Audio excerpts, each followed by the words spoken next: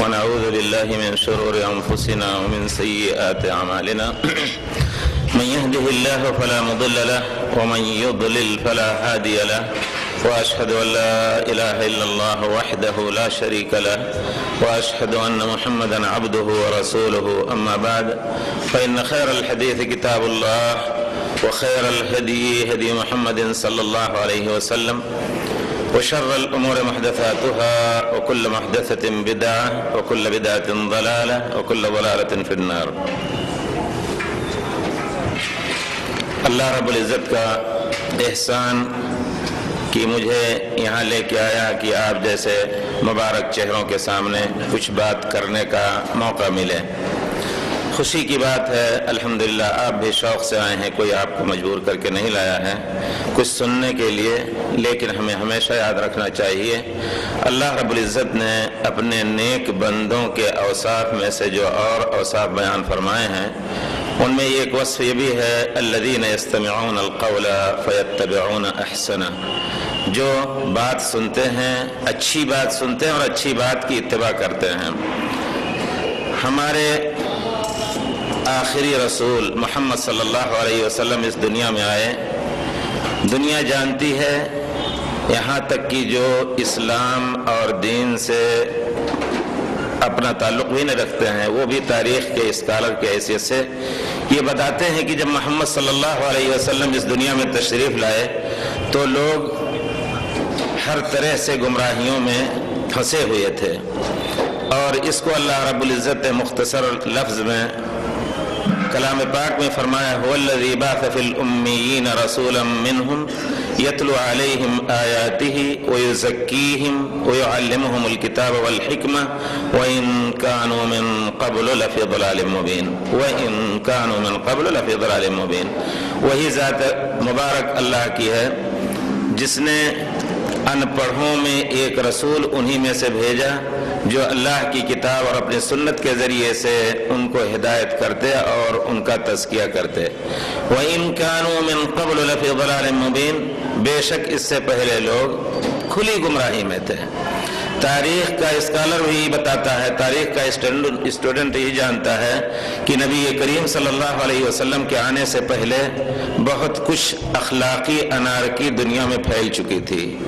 ایک ایک ملک کا ذکر کر کے علماء لکھتے ہیں سب سے قریبی مرجع آپ کے جو ہوگا وہ مولانا قاضی سلمان منصور پوری رحمۃ اللہ علیہ کی سیرت النبی صلی اللہ علیہ وسلم آپ دیکھیں, اس میں انہوں نے مختصر انداز میں پوری دنیا کا نقشہ کھینچا ہے اور وہ بھی دوسرے لوگوں کی گواہی لے کر کے. میں یہ کہنا چاہتا تھا کہ آخر یہ صحابہ کرام اچانک صرف 23 سال کے اندر کیوں ایسے ہو گئے کہ اللہ نے اپنی رضامندی کا پوری طور پر رضامندی کا اعلان ان کے لیے کر دیا. رضی اللہ عنہم ورضوا عنہ, اعلان کر دیا کہ اللہ ان سے راضی ہو گیا. حضرت عبداللہ بن مسعود کی روایت میں ہے کہ اس سے پہلے اللہ تعالیٰ نے تمام دنیا کے لوگوں کو مقتہم یعنی سخت ان سے ناراض ہوا تھا, لیکن اللہ کے رسول صلی اللہ علیہ وسلم کے آنے کے بعد پھر یہی صحابہ کرام رضوان اللہ علیہم اجمعین ایسے ہو گئے کہ اللہ تعالیٰ نے پھر اپنی رضامندی کا اعلان ان کے لیے کر دیا. لقد رضی اللہ عن المؤمنین اذ یبایعونک تحت الشجرہ فعلم ما فی قلوبہم وجعل من دون ذلك فتحا قریبا, کہ اللہ تعالیٰ راضی ہو گیا ان لوگوں سے جو نبی کریم صلی اللہ علیہ وسلم کے دست مبارک پر درخت کے نیچے بیعت کر رہے تھے. اسی طرح اور دوسری آیتوں میں بھی اللہ نے فرمایا ہے. تو میرے کہنے کا مقصد جس چیز سے شروع کیا تھا وہ یہ ہے کہ صحابہ کرام علم کیسے سیکھتے تھے.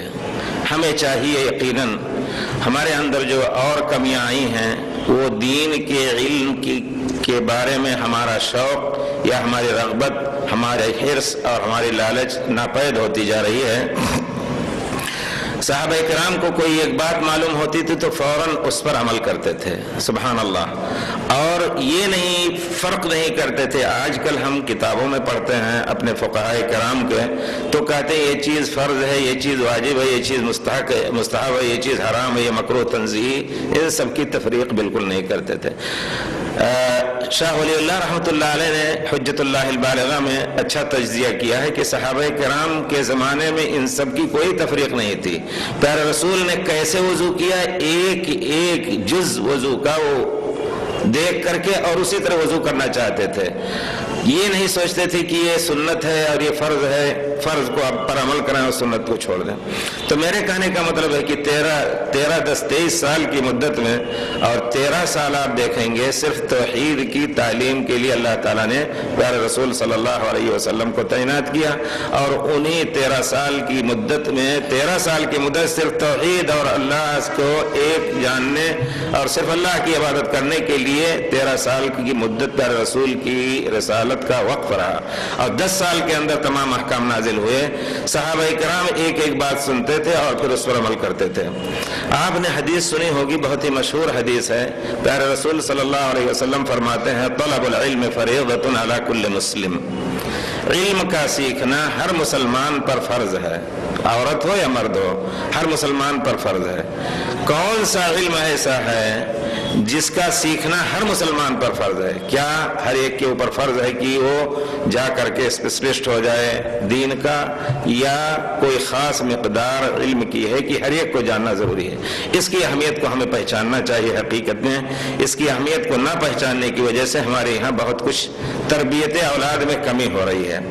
اولاد کی تربیت اگر ایک جنریشن یا ایک جھیل جس کو ہم کہتے ہیں، ایک جھول بھی کہتے ہیں، اور ایک ایسی 100 سال کی مدت یا 60 سال کی مدت کے لوگوں کو اگر تعلیم سے کسی بھی تعلیم کو کے ساتھ ان کو مربوط کیا جائے اور دوسری تعلیم سے روک دیا جائے تو اسی تعلیم کے وہ پابند ہو جائیں گے.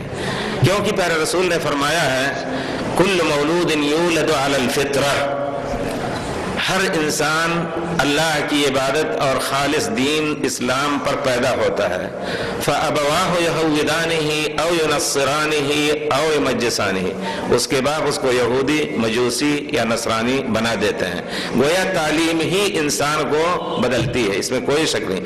اسی وجہ سے آپ یہ نقطۂ رب یا اللہ رب العزت کی حکمت کا ایک نقطہ یہ بھی ذہن میں رکھیں. اسی وجہ سے سب سے پہلے پیارے رسول پر جو آیت نازل ہو رہی ہے، کون سی آیت نازل ہوتی ہے؟ اقرأ بسم ربک الذی خلق. پڑھو اقرأ بسم ربک الذی خلق خلق الانسان من علق.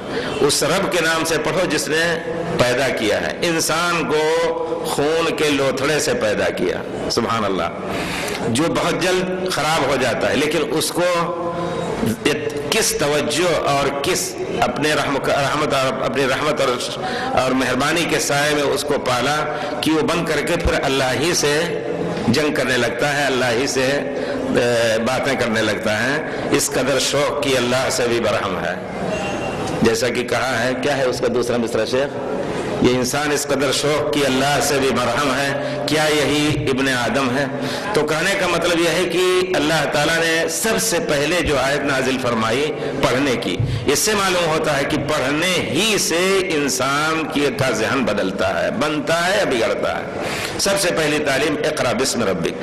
اور یہ کہنا ہے کہ اللہ تعالیٰ نے جو نام لیا ہے پڑھنے کا کہ الٹ ٹپ جو چاہے نہیں پڑھیں، جو چاہے نہیں پڑھیں، بلکہ رب کے نام سے پڑھو. رب کے نام سے جب پڑھیں گے آپ تو سب سے پہلے رب کی پہچان ہونی ضروری ہے، اور رب نے جو ہمارے اوپر واجبات نازل فرمائے ہیں ان کا پہچان کرنا ہمارے اوپر ضروری ہے.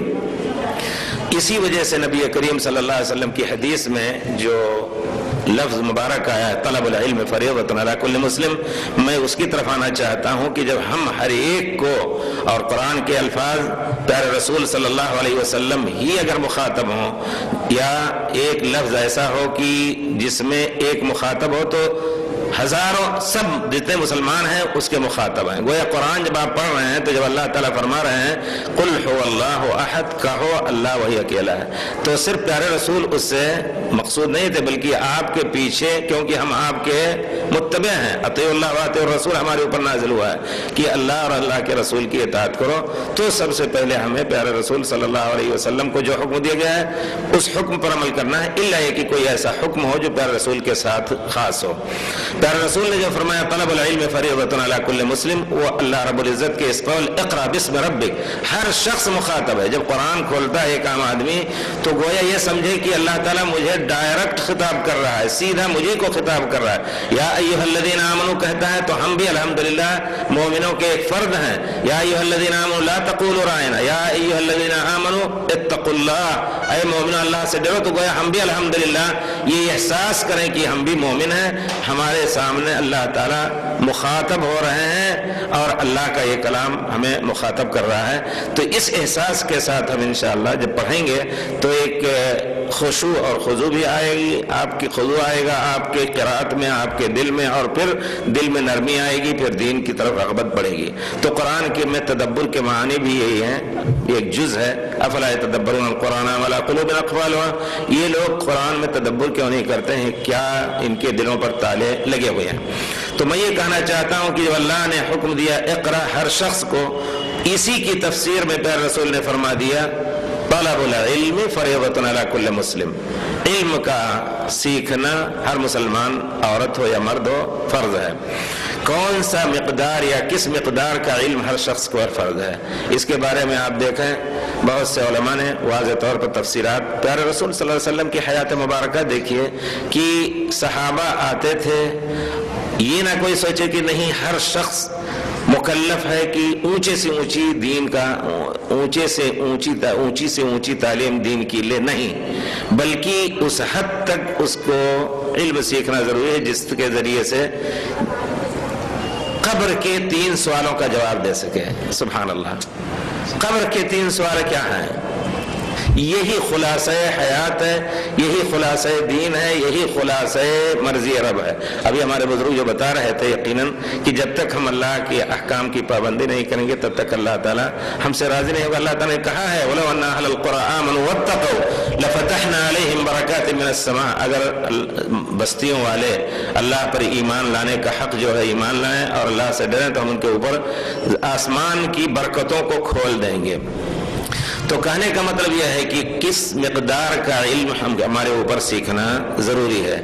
مقدار علم وہ ہے جو ہم نے بتایا دوسرے لفظ میں کہ 3 سوال قبر کے ہر آدمی کو ذہن میں رکھنے ہیں۔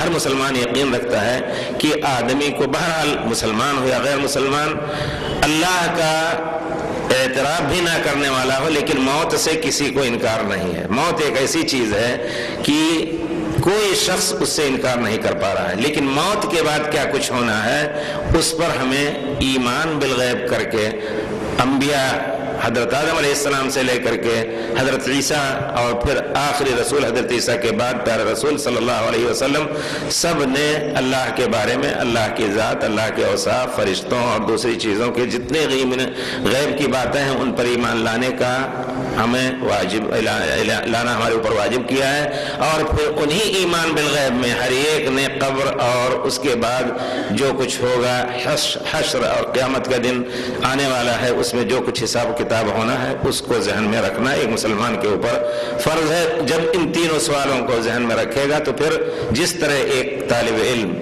امتحان میں جاتے ہوئے اختبار میں جانے کے لیے تیاریاں کرتا ہے اسی طرح انسان زندگی بھر اس کے لیے تیار رہے گا۔ لیکن مشکل یہ ہے کہ ہم نے ایمان بالآخرت ہمارا بہت ہی دھندلا ہے، بہت ہی کمزور ہے۔ اگر آدمی ایمان لے آئے اس بات پر کہ یقیناً ایک کوئی بھی کام ہو، نیک ہو یا برا ہو، اللہ تعالیٰ نے فرمایا فَمَن يَعْمَلْ مِثْقَالَ ذَرَّةٍ خَيْرًا يَرَهُ وَمَن يَعْمَلْ مِثْقَالَ ذَرَّةٍ شَرًّا يَرَهُ، ذرہ برابر کوئی خیر کا کام کرے گا قیامت کے دن وہ بھی اس کے سامنے لایا جائے گا، اور جو ذرہ برابر برائی بھی کرے گا وہ قیامت کے دن اس کے سامنے لایا جائے گا۔ تو یقیناً اس دنیا میں ہمیشہ انسان بچ کر کے زندگی گزارے گا اور کوئی ایسا کام نہیں کرے گا جس سے پڑوسی کو تکلیف ہو، جس سے بھائی کو تکلیف ہو، جس سے رشتہ دار کو تکلیف ہو، جس سے چلتے پھرتے جانور کو بھی تکلیف ہو۔ آپ جانتے ہیں کہ دین میں اللہ تعالیٰ نے کسی پر ظلم کرنے کو جائز نہیں کہا ہے۔ دخلت امرأة فی النار فی ہرہ، آپ نے سنی ہوگی حدیث کی، ایک عورت جہنم میں صرف اس وجہ سے داخل ہوئی کہ ایک بلی پر ظلم کر دیا تھا اس نے۔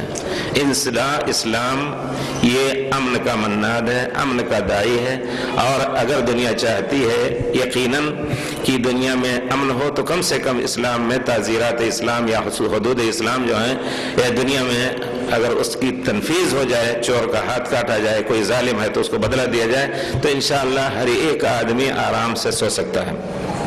میں دور نکلا جا رہا ہوں، شاید تو میں یہ کہنا چاہتا ہوں کہ کون سا مقدار علم کا، کون سی مقدار ہر ایک کو جاننے کی ضرورت ہے، وہی ہے کہ من ربک۔ 3 سوال قبر میں پوچھے جاتے ہیں سب سے پہلے، اور ہمارا یقین ہے کہ ہم قبر میں جاتے ہی ہمارا حساب ہوگا، اور قبر وغیرہ کے ذکر سے بھی ہم غافل ہیں یقیناً۔ ہم میں سے کتنے لوگ ہوں گے جو قبروں کی زیارت وزٹ کے لیے جاتے ہیں؟ یہ بھی ایک اہم چیز ہے، خاص طور پر اس مادی دور میں جب کہ انسان کا دل سخت ہو چکا ہے پتھر سے بھی زیادہ، تو ایسے مواقف اور ایسے مواقع ڈھونڈتے رہنا چاہیے جہاں دلوں کو نرم کرنے کا موقع ملے۔ قبر کے بارے میں پیارے رسول صلی اللہ علیہ وسلم نے فرمایا ہے، کنت نہیتکم عن زیارت القبور، جاہلیت کے زمانے میں قبروں پر جاتے تھے تو عورتیں وہاں جاتی تھیں اور بہت کچھ شور شرابہ اور شور غل کر کے روتی تھی، مرد لوگ جاتے تھے تو فخر سے کہتے تھے یہ ہمارا سخاوت کا پہاڑ ہے، یہ شجاعت کا پہاڑ ہے، اس طرح کی بیکار کی اور لغو باتیں کیا کرتے تھے۔ پیارے رسول نے اسی وجہ سے اسلام کے شروع میں قبروں کی زیارت سے منع کر دیا تھا، لیکن اس کے بعد آپ نے فرمایا فزوروہا، جب دیکھا اللہ تعالیٰ کے فضل سے لوگوں کے دلوں میں ایمان جانگزی ہو چکا تو کہا فزوروہا، اس کی قبروں کی زیارت کرو، فإنہا تذکر الآخرہ، آخرت کی یاد دلائے گی۔ آپ جب قبرستان جائیں تو کم سے کم یہ تصور لیں کہ اس قبر میں ہمارے والد تھے، الحمدللہ ہمارے والد ہیں، اور ہمارے والد زندہ تھے، ہمارے ساتھ انہوں نے کیا کچھ احسان کیا، ان کے لیے دعا کریں، اور پھر سوچیں کہ ہمیں بھی وہاں آنا ہے اور اس مٹی میں ہمیں بھی سونا ہے۔ آخر کہیں گے کہ آپ جب قبر کی زیارت کریں گے تو کیا مشروع ہے آپ کے لیے؟ پیارے رسول صلی اللہ علیہ وسلم نے فرمایا ہے، حضرت عائشہ پوچھتی ہیں کہ پیارے رسول قبر کی کوئی زیارت کرے تو کیا کہے؟ پیارے رسول نے فرمایا کہ کہو السلام علیکم یا اہل القبور، ایک لفظ میں السلام علیکم دار قوم مومن، اے قبروں والے اللہ کی سلامتی تمہارے اوپر ہو، انا انشاءاللہ بکم لاحقون، ہم بھی تمہیں آ کے ملیں گے جس طرح تم یہاں آئے ہو، جی زندگی لمبی لے کر کے اور پھر قبروں میں دفن ہو، ہم بھی اسی طرح، وہ ہم بھی اسی طرح ہونے والے ہیں، قبر کی یاد آئی کم سے کم۔ تو کتنے لوگ ہیں اس سنت کو، خاص طور پر ایسے دنوں میں جبکہ لوگ دنیا ہی میں پھنسے ہوئے ہیں اور آہستہ آہستہ دل پہ زنگ اور دنیا کی محبت غالب ہو رہی ہے، تو ایسے مواقع پر جا کر کے اسی طرح پیارے رسول صلی اللہ علیہ وسلم نے فرمایا ہے کہ ایک صحابی نے آ کر کے شکایت کی کہ پیارے رسول صلی اللہ علیہ پیارے رسول میرا دل سخت ہو گیا ہے، میں کوئی چیز خاص طور پہ جب آپ کی باتیں سنتا ہوں تو مجھے احساس زیادہ نہیں رہتا، تو پیارے رسول نے فرمایا کہ یتیم کے پاس سے ملو اور اس کے سر پہ ہاتھ پھیرو، تمہارا دل نرم ہوگا۔ دیکھیے یہ سب چیزیں ہیں اگر جمع کی جائیں کہ دل کے نرمی اور دل کو کی سختی کو ختم کرنے کے لیے، دل کو نرم کرنے کے لیے کیا کیا علاجات ہیں، بہت کچھ اس طرح کی چیزیں ملیں گی۔ تو 3 سوالات جو قبر کے ہیں، من ربک، اللہ کے بارے میں ہر ایک کو جاننا ضروری ہے کہ اللہ رب العزت کی کیا حیثیت ہے، اللہ نے ہمیں پیدا کیا ہے، اللہ ہی ہم سب کا مالک ہے، اللہ کہاں ہے، اللہ کے اوصاف کیا ہیں، ان پر ایمان لا کر کے ہم زندگی گزاریں، اجمالی طور پر، پوری تفصیل نہیں تو کم سے کم اللہ رب العزت اکیلے ہیں، ان کا کوئی ساجی نہیں ہے۔ قل هو اللہ، یہ چھوٹی صورتیں، مشکل یہ ہے، صحیح بات ہے کہ عربی جب تک آدمی نہ پڑھے اچھی طرح تو دین کو سمجھنا، خاص طور پہ علماء جو ہوتے ہیں وہ اگر اچھی طرح عربی پہ عبور نہ رکھیں تو دین کے سمجھ میں بہت کچھ غلطیاں کرتے ہیں۔ عام آدمی تو نہیں سیکھ سکتا ہے، پیارے صحابہ کے زمانے میں بھی فارس فتح ہوا اور دوسرے ملک فتح ہوئے، لیکن اس میں فوری طور پر عربی سب نے نہیں سیکھی، لیکن کم سے کم جو آیتیں پڑھتے تھے، کلام جو صورتیں پڑھتے تھے صلاۃ میں، نماز میں یعنی، یا جو اذکار پڑھتے تھے ان کا معنی ان کو بتایا جاتا تھا، سمجھتے تھے۔ ہم میں سے کتنے لوگ ہیں جو الحمد کو 2500 साल से पढ़ रहे लेकिन उसके माना नहीं समझते हैं। अल्हम्दुलिल्लाह रब्बिल आलमीन, कुल औज़ु बिरब्बिन नास का माना क्या है?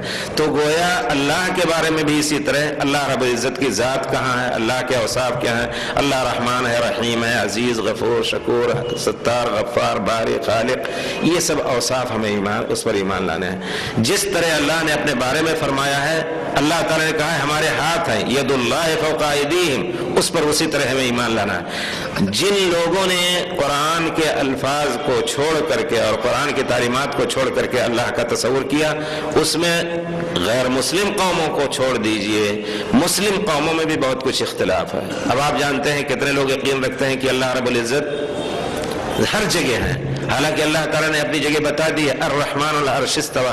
इसका समझना आदमी के लिए मुश्किल नहीं है, अल्लाह की मिसाल बहुत बड़ी है, लेकिन अगर मिसाल दी जाए तो इसका समझना मुश्किल नहीं कि अल्लाह अर्श पर मुस्तवी है। और अर्श कहाँ है? सातों आसमान पर है, जहाँ की अल्लाह के रसूल मेराज करके गए थे और सातों आसमान के नीचे अर्श के नीचे रह करके अल्लाह से हम कलामी हुई।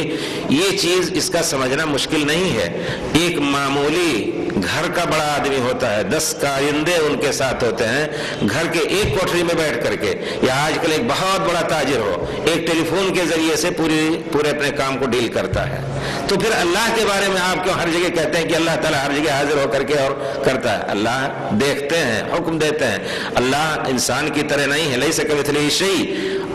अल्लाह ताला का कोई काम करना होता है, इन्नमा अम्रुहु इज़ा अरादा शैअन अन यक़ूला लहू कुन, हो जा। और अगर उसको अम्र कुन से नहीं करना है तो फरिश्तों के जरिए से, वमा यअलमु जुनूद रब्बिका इल्ला हु, अल्लाह के झुंड को, अल्लाह के फौज को अल्लाह के अलावा कोई नहीं जानता है। कोई जमीन आसमान का कोई हिस्सा नहीं ऐसा खाली है कि जहां फरिश्ते सजदा रेज ना हो। बहुत है, अल्लाह ताला के फरिश्ते हैं, आपके पास आते हैं, अल्लाह के फरिश्ते जान निकालने वाले हैं, अल्लाह के फरिश्ते दुआएं करने वाले हैं। इस मजलिस में भी अल्लाह के फरिश्ते हाजिर हैं इंशाअल्लाह, जैसा कि नबी करीम सल्लल्लाहु अलैहि वसल्लम ने फरमाया है कि जहां भी चंदा आदमी अल्लाह के जिक्र के लिए बैठे हैं, हफ़्फ़तहुमुल मलाइका व नज़लत अलैहिमुस सकीना, फरिश्ते उनको घेर लेते हैं, उन पर इत्मीनान और सुकून नाजिल होता है, और अल्लाह ताला उनके जरिए से फख्र करता है कि देखो हमारे बंदे क्या कर रहे हैं, हमारा जिक्र कर रहे हैं मलाए आला में फरिश्तों के जरिए। वही फरिश्ते वो जिन्होंने कहा था कि लिमा क्या अतजअलु फीहा मन युफ़सिदु फीहा व यसफ़िकु दिमा, अल्लाह ताला तू ऐसी जात क्यों पैदा करेगा जो जा करके दुनिया में फसाद मचाए। तब जब ये इंसान अल्लाह की इबादत करता है तो अल्लाह ताला फख्र से बयान करते हैं। अरफात के मौके पर जाऊनी इबादी शअसन गुबरन, अल्लाह अकबर, अल्लाह ताला फरिश्तों के सामने कहते हैं कि मेरे बंदे परागंदा हाल, परागंदा बाल, शअसन गुबर आए हैं, क्या चाहते हैं? फरिश्तों के सामने फख्र से अल्लाह ताला बयान करते हैं, जाओ हमने सबको माफ कर दिया।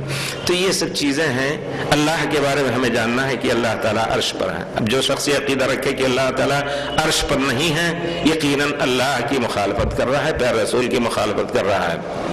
जितनी आयात अहादीस आप देखेंगे उसमें अल्लाह ताला का अर्श पे होना। इसी तरह अल्लाह के तमाम 99 नाम और बहुत से नाम हैं जिनको अल्लाह ताला ने बताया भी नहीं है सबको, लेकिन 99 नाम ऐसे हैं जिनको चुन करके कोई भी नाम आप गिन ले तो इंशाअल्लाह और उस पर यकीन रखें तो इंशाअल्लाह जन्नत में दाखिले होने का सबब होगा, जैसा कि प्यारे रसूल ने फरमाया है। तो उन नामों पर हमें यकीन रखना चाहिए, उन सिफात पर, अल्लाह ही देने वाला है, अल्लाह वहाब है, अल्लाह रज़ाक है। और जब हमें इन सिफात पर, मैं ये सिर्फ इससे इशारा करता हूँ कि हमारे उलमाए किराम पढ़ाते हैं कि अल्लाह की सिर्फ 7 सिफत है, अलीम, बसीर, समीअ, 7 सिफत उस पर हम मानेंगे और बाकी सब की तावील करेंगे। अल्लाह के हाथ है तो आप देखेंगे पुराने तर्जमे कलाम पाक में भी कहेंगे कि अल्लाह के कब्ज़े कुदरत में, कब्ज़े कुदरत कहते नहीं, अल्लाह के हाथ में। और अल्लाह का हाथ कैसा है? लैसा कमिस्लिही शै। जिस तरह अल्लाह की ज़ात का तस्वुर हमें नहीं कि अल्लाह ताला की ज़ात मुबारक मुकम्मल तौर पर जैसे क्या है, जिन चीज़ों की हुक्म दी अल्लाह ताला ने, हमारे आँख है, हमारे हाथ है, उस पर यकीन रखना हर इंसान के लिए ज़रूरी है। मन रब्बुक का ये एक खाका होता है और हर छोटे बड़े बच्चे को उसका सिखाना ज़रूरी होता है। फिर दूसरा सवाल क्या होगा? मा दीनु, तुम्हारा दीन क्या है? हर शख्स को जान लेना जरूरी है कि ये जान ले कि हमारा दीन इस्लाम है। दुनिया में बहुत से अदियान आए, इसमें कोई शक नहीं, और हर एक अपने दीन पर अमल करता है, करता रहे, लेकिन हम मुसलमान हैं, हमें इस्लाम किन चीज़ों का हुक्म देता है। इस्लाम की बुनियाद सबसे पहले किन चीज़ों पर है? 5 चीज़ों पर है। उनका बजा लाना हर शख्स पर जिस चीज़ की ताकत रखता है وہ واجب ہے۔ تو اس قدر علم سیکھنا ضروری ہے کہ کم سے کم اپنے دین کو جان لے، روزانہ کے مسائل جو اس کے اوپر واجب ہیں۔ اب اگر کوئی کہے کہ ہم ہندوستان میں بس رہے ہیں یا کہیں بھی کسی ملک میں بس رہے ہیں، ہم نہیں جانتے تھے کہ نماز فرض ہے، اس کا یہ عذر قبول نہیں ہوگا۔ اسی طرح یہ نہیں کہہ سکتا ہے کہ نہیں ہمارے اوپر صلاۃ کے بعد صوم، زکوٰۃ، حج اور دوسرے اس طرح ارکان نہیں واجب ہے، نہیں، معمولی اجمالی طور پر ہر ایک اس قسم کی چیزوں کا جاننا ہر مسلمان کے اوپر فرض ہے۔ پھر اس کے بعد تیسرا سوال جو آتا ہے کہ تمہارے نبی کون ہیں؟ یہ بہت بڑا سوال، دو ٹوک کا ہے، دو لفظ کا ہے، لیکن یقیناً پوری زندگی کا محور ہمارا اسی پر ہے، اور پوری دنیا میں جو کچھ اختلاف چل رہا ہے، دوسروں کو چھوڑ دیجئے، خود مسلمانوں کو لیجئے، پیارے رسول کی ذات مبارک کو نہ پہچاننے کی وجہ سے، دین کو تو ہم نے عمومی طور پر بھی نہیں پہچانا، لیکن پیارے رسول کی ذات کو اگر ہم پہچان لیتے تو کم سے کم پیارے رسول کے لائے ہوئے دین کو ہم ڈھونڈتے۔ پیارے رسول کا کیا منصب ہے؟ ہم نے جو منصب تھا پیارے رسول کا، اس کا اعتراف زبانی تو کیا، لیکن اس کو چھوڑ کر کے ہم نے اللہ کا درجہ دے دیا پیارے رسول کو، حالانکہ پیارے رسول نے اس قسم کی چیزوں کو پسند نہیں فرمایا۔ کلام پاک میں آپ دیکھ لیں گے پیارے رسول نے فرمایا ہے، اللہ رب العزت فرماتے ہیں لقد کفر الذین قالوا ان اللہ هو المسیح ابن مریم، جنہوں نے کہا کہ عیسیٰ علیہ السلام وہی اللہ ہیں، انہوں نے اللہ سے انکار کیا، سبحان اللہ۔ اور وقالت اليہود عزیر ابن اللہ، یہودیوں نے بھی کہا کہ اللہ کے بیٹے ہیں حضرت عزیر۔ تو مسلمانوں کو ایک مرتبہ پیارے رسول صلی اللہ علیہ وسلم کے سامنے کسی نے کہا ما شاء اللہ و شئت، اے پیارے رسول اللہ جو چاہیں گے اور آپ جو چاہیں گے وہی ہوگا۔ آپ اور کا لفظ پوری دنیا میں اینڈ اور، یعنی گویا دو آدمیوں کا اشتراک ہو تو کہیں گے یہ کام فلاں اور فلاں کر لیں، اسی طرح کا جب لفظ استعمال کیا تو پیارے رسول نے توحید کا معاملہ بہت ہی نازک، اس کی نزاکت کا خیال کر کے آدمی کو ہر وقت اپنی باتوں کو تول کر کے جانچ کر کے بولنی چاہیے اللہ کی ذات کے بارے میں۔ پیارے رسول سے جب کہا کہ آپ جو چاہیں گے اور اللہ جو چاہیں گے اور آپ جو چاہیں گے وہی ہوگا، پیارے رسول نے فرمایا جعلتنی للہ ندًا، تو نے مجھے اللہ کا شریک بنا دیا، ما شاء اللہ وحدہ، اللہ وحدہ جو چاہیں گے وہی ہوگا۔ اور پیارے رسول کی زندگی یا انبیاء کی زندگی آپ دیکھیں تو تمام انبیاء کا یہی منصب رہا ہے کہ اللہ تعالی انسانوں میں سے اور انہی کے قوم میں سے بشر بھیجتا تھا رسول بنا کر کے، اور وہ رسالت کے منصب کو ادا کرتے تھے۔ اس کے بعد عام انسان ہونے میں اور دوسرے انسانوں کی انسانیت میں کوئی فرق نہیں تھا، الا کہ جن چیزوں میں اللہ تعالیٰ نے ان کو خاص خصوصیت دی ہے رسالت کی برکت سے، ورنہ ہاتھ پیر ناک آنکھ کان کوئی نبی عیبدار بھی نہیں ہوتا تھا، پورے طور پر مکمل اللہ تعالیٰ بھیجتا تھا، اور اس کے بعد پھر اللہ تعالیٰ ان کی اولاد بھی دیتا تھا، لیکن خود ان کی رغبت سے جو چاہیں اللہ سے کرا لیں، یہ اس کا بھی ہمارے انبیاء نے انکار کیا۔ آپ جانتے ہیں حضرت نوح علیہ السلام کے بیٹے جب ڈوبنے لگے تھے تو حضرت نوح علیہ السلام رو کر کے کہتے ہیں رب ان ابنی من اہلی، میرا بیٹا میرے گھر کا ہے۔ اللہ تعالیٰ نے کہا انہ لیس من اہلک، وہ تمہارے گھر کا نہیں، کیونکہ جب تم سے دور ہوا تمہارے راستے سے تو تم میں سے نہیں ہے۔ فحال بینہم الموج وکان من المغرقین، موج آئی اور وہ ڈوب گیا۔ تو خود پیارے رسول صلی اللہ علیہ وسلم کے بارے میں اب یہاں ذکر کیا جائے تو کہیں گے کہ بے ادبی ہوگی، پیارے رسول کے چچا، لیکن کیا کیا جائے کہ پیارے رسول نے خود احادیث صحیحہ میں، صحیح مسلم میں ہے کہ پیارے رسول کے چچا ابو طالب رضی اللہ تعالیٰ رحمہ اللہ غفر اللہ، اگر ہم کہیں تو وہ بھی یعنی ہمارے خیال سے مخالف ہے پیارے رسول صلی اللہ علیہ وسلم کے قول کے مطابق۔ پیارے رسول صلی اللہ علیہ وسلم کے لیے وہ بہت زیادہ تڑپتے تھے، آپ کو دوسرے لوگوں کے ستانے سے بچاتے تھے، یہاں تک کہ 3 سال کی مدت میں جب شیب ابی طالب میں نبی کریم صلی اللہ علیہ وسلم اور آپ کے متبعین کو سب نے بند کر کے اور کھانا پینا اور تجارت اور ہر چیز کو روک دیا تھا، لوگ بھوکوں مرنے لگے، کتنے اس میں بھوکے مر گئے، یہاں تک کہ اگر جوتی، ٹوٹی ہوئی جوتی کا چمڑا ملتا تو پانی بھی نہیں ملتا تھا کہ بھگا کر کے اس کو چوس کر کے تھوڑی سی اپنی بھوک اور پیاس کو مٹا لیں۔ اس طرح 3 سال پیارے رسول کے ساتھ وہ شیب ابی طالب میں رہے، اور پیارے رسول کو بھی بڑی تکلیف ہو رہی تھی کہ وہ ہمارے دین کی تصدیق کرتے ہوئے لیکن اس کا اعلان نہیں کر رہے ہیں، اور اعلان ضروری ہے، کوئی شخص تصدیق تصدیق بھی کرے کسی چیز کی، لیکن جب اس کی گواہی نہ دے تو پھر اس کے اسلام، خاص طور پہ اسلام کے معاملے میں اس کو قبول نہیں کیا جائے گا۔ اس کے برعکس اگر کوئی جھوٹا نفاق برت کر کے بھی اعلان کر دے تو اسلام کا سایہ اس کو ملے گا، لیکن اگر کوئی شخص تصدیق بھی کرتا ہے لیکن اسلام کی بات، لیکن اسلام کے صحیح ہونے کا لوگوں کے سامنے اعلان، اشہدو کا لفظ جو آیا، اشہد اللہ الہ الا اللہ، گواہی دیتا ہوں، گواہی دل میں نہیں ہوتی ہے اور کھلی بھی ہوتی ہے، لیکن یہاں کھلی گواہی مقصود ہے، تو اشہد اللہ الہ الا اللہ جب تک نہیں کہے گا تب تک وہ مسلمان نہیں ہوگا۔ یہی چیز پیارے رسول صلی اللہ علیہ وسلم کو غم سے کھائے جا رہی تھی، آپ ان کے لیے دعا بھی کرتے تھے، زندگی میں بھی سمجھاتے رہے۔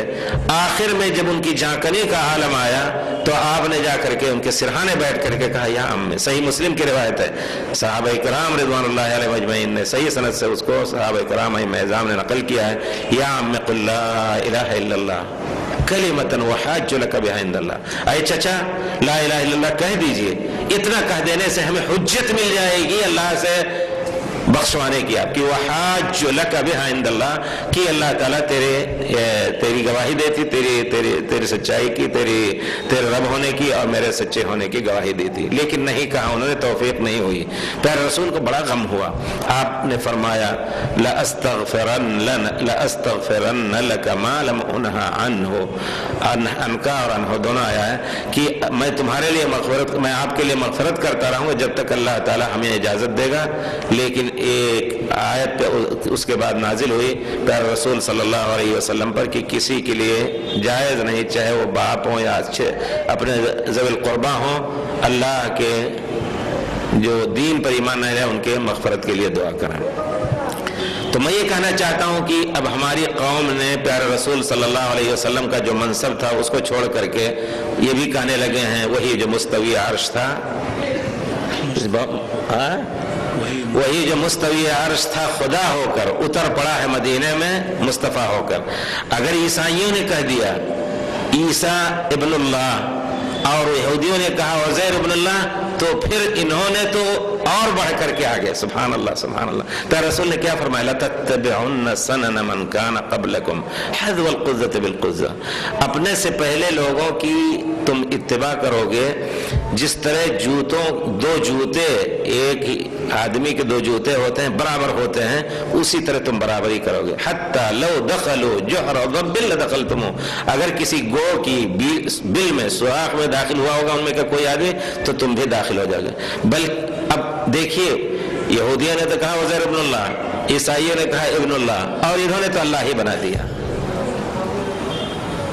اور پھر اس سے ہلکا تھوڑا سا جو کسی نے کیا اللہ کی وحدت میں، اللہ کے پلے میں وحدت کے سوا کیا ہے، جو کچھ ہمیں لینا ہے لے لیں گے محمد سے۔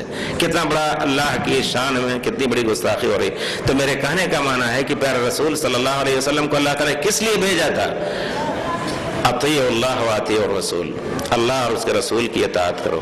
وما كان لمؤمن ولا مؤمنة اذا قضى الله ورسوله امرا ان يكون لهم الخيار، کہ کسی مسلمان مومن مرد اور مومن عورت کے لیے جائز ہی نہیں کہ جب اللہ اور رسول کوئی فیصلہ کر دیں تو ان کو لینے یا نہ لینے کا فیصلہ اختیار ہو، اختیار نہیں، یہ ہے آپ کا منصب، نہ کہ آپ کو ہم اللہ بنا دیں۔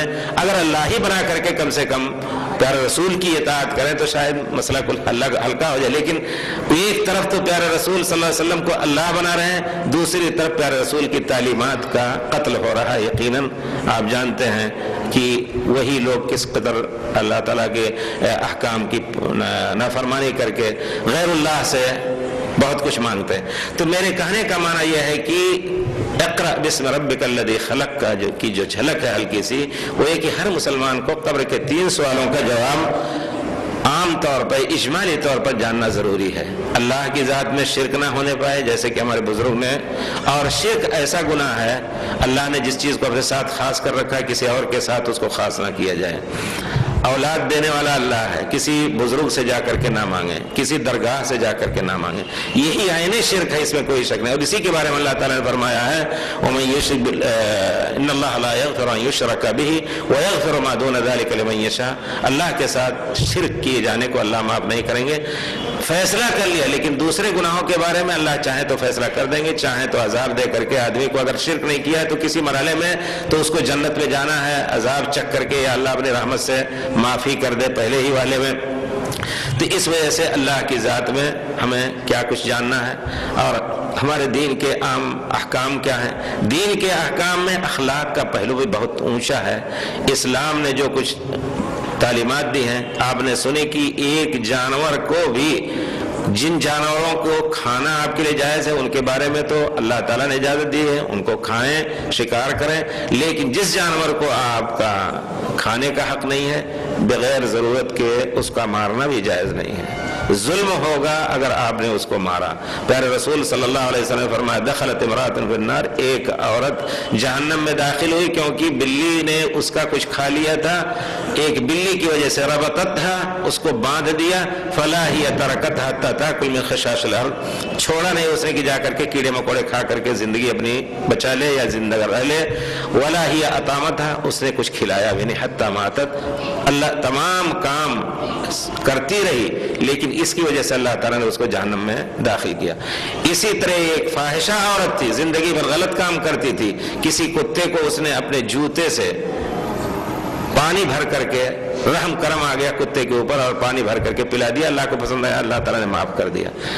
مسلم میں ایک ہے دیوان گلشن ہدایت، مجھے یاد آتا ہے کہ وہ یقیناً توحید کی پڑیا وہ کتاب ہے، اس میں بہت سی اچھی چیزیں ہیں، اس میں اس کا ایک شعر مجھے یاد ہے، ہمارے والد صاحب اس کو بہت پڑھتے رہتے، جب بھی فارغ ہوتے تو وہاں بآواز پڑھتے، لوگ اکٹھا ہو جاتے، تو اس میں ایک لفظ ہے، ایک شعر ہے، کتنی ہی چھوٹی ہے نیکی تو اسے ہلکی نہ جان، رب کی بخشش کے لیے کوئی بہانہ چاہیے، نیکی بھی اسی طرح، اور اللہ تعالیٰ کو آپ دیکھیں واقعی اللہ تعالیٰ ایسے ایسے مواقع جیسے بہانہ ڈھونڈا کہ بندے کو ہم معاف کر دیں، لا الہ الا اللہ پڑھ لیتی مرتبہ اللہ تعالیٰ اس کے گناہ معاف کر دیں، استغفر اللہ کہہ لے۔ بہرحال تو میں یہ کہنا چاہتا ہوں کہ دین کے معاملات کو ہمیں سمجھنا ہے، دین میں اخلاق کا جو پہلو ہے، آپ کے اپنے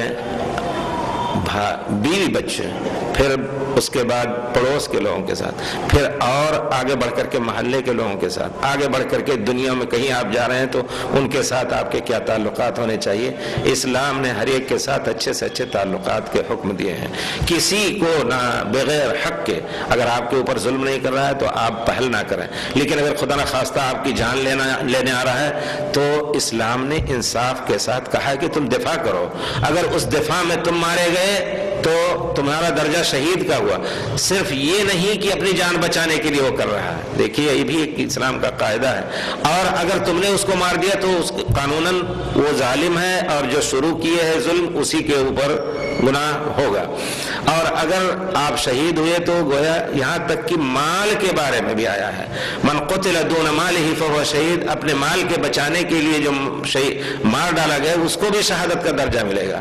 اسلام نے مال کی اہمیت نہیں دی، لیکن چونکہ امن ایک اہم اور اخلاق کا قیام اتنا اہم ہے کہ اس کے لیے آپ کوشش کر رہے ہیں، اس کی بنا پر آپ کو اجر مل رہا ہے، ورنہ لو كانت الدنيا تزن عند الله جناح بعوضة ما شرب منها الكافر شربة، اگر یہ دنیا اللہ کے ہاں ایک مکھی کے پر کے برابر بھی اس کا وزن ہوتا تو پھر اللہ سے جو منہ موڑے ہوئے ہیں ان کو ایک گھونٹ پانی بھی نہ ملتا، گویا دنیا کی کوئی حیثیت نہیں، مال و اموال جتنے، لیکن چونکہ آپ ایک گویا قانون اور نظام امن سے دفاع کر رہے ہیں، اس وجہ سے کہ اگر آپ اس کو چھوڑ دیں، آئے مان لیں دے دو ورنہ قتل کر دیں گے، دے دیا آپ نے، کل وہ شیر ہو کر کے دوسرے کے پاس جائے گا، تیسرے کے پاس جائے گا، اس طرح وہ امن کو برباد کرے گا۔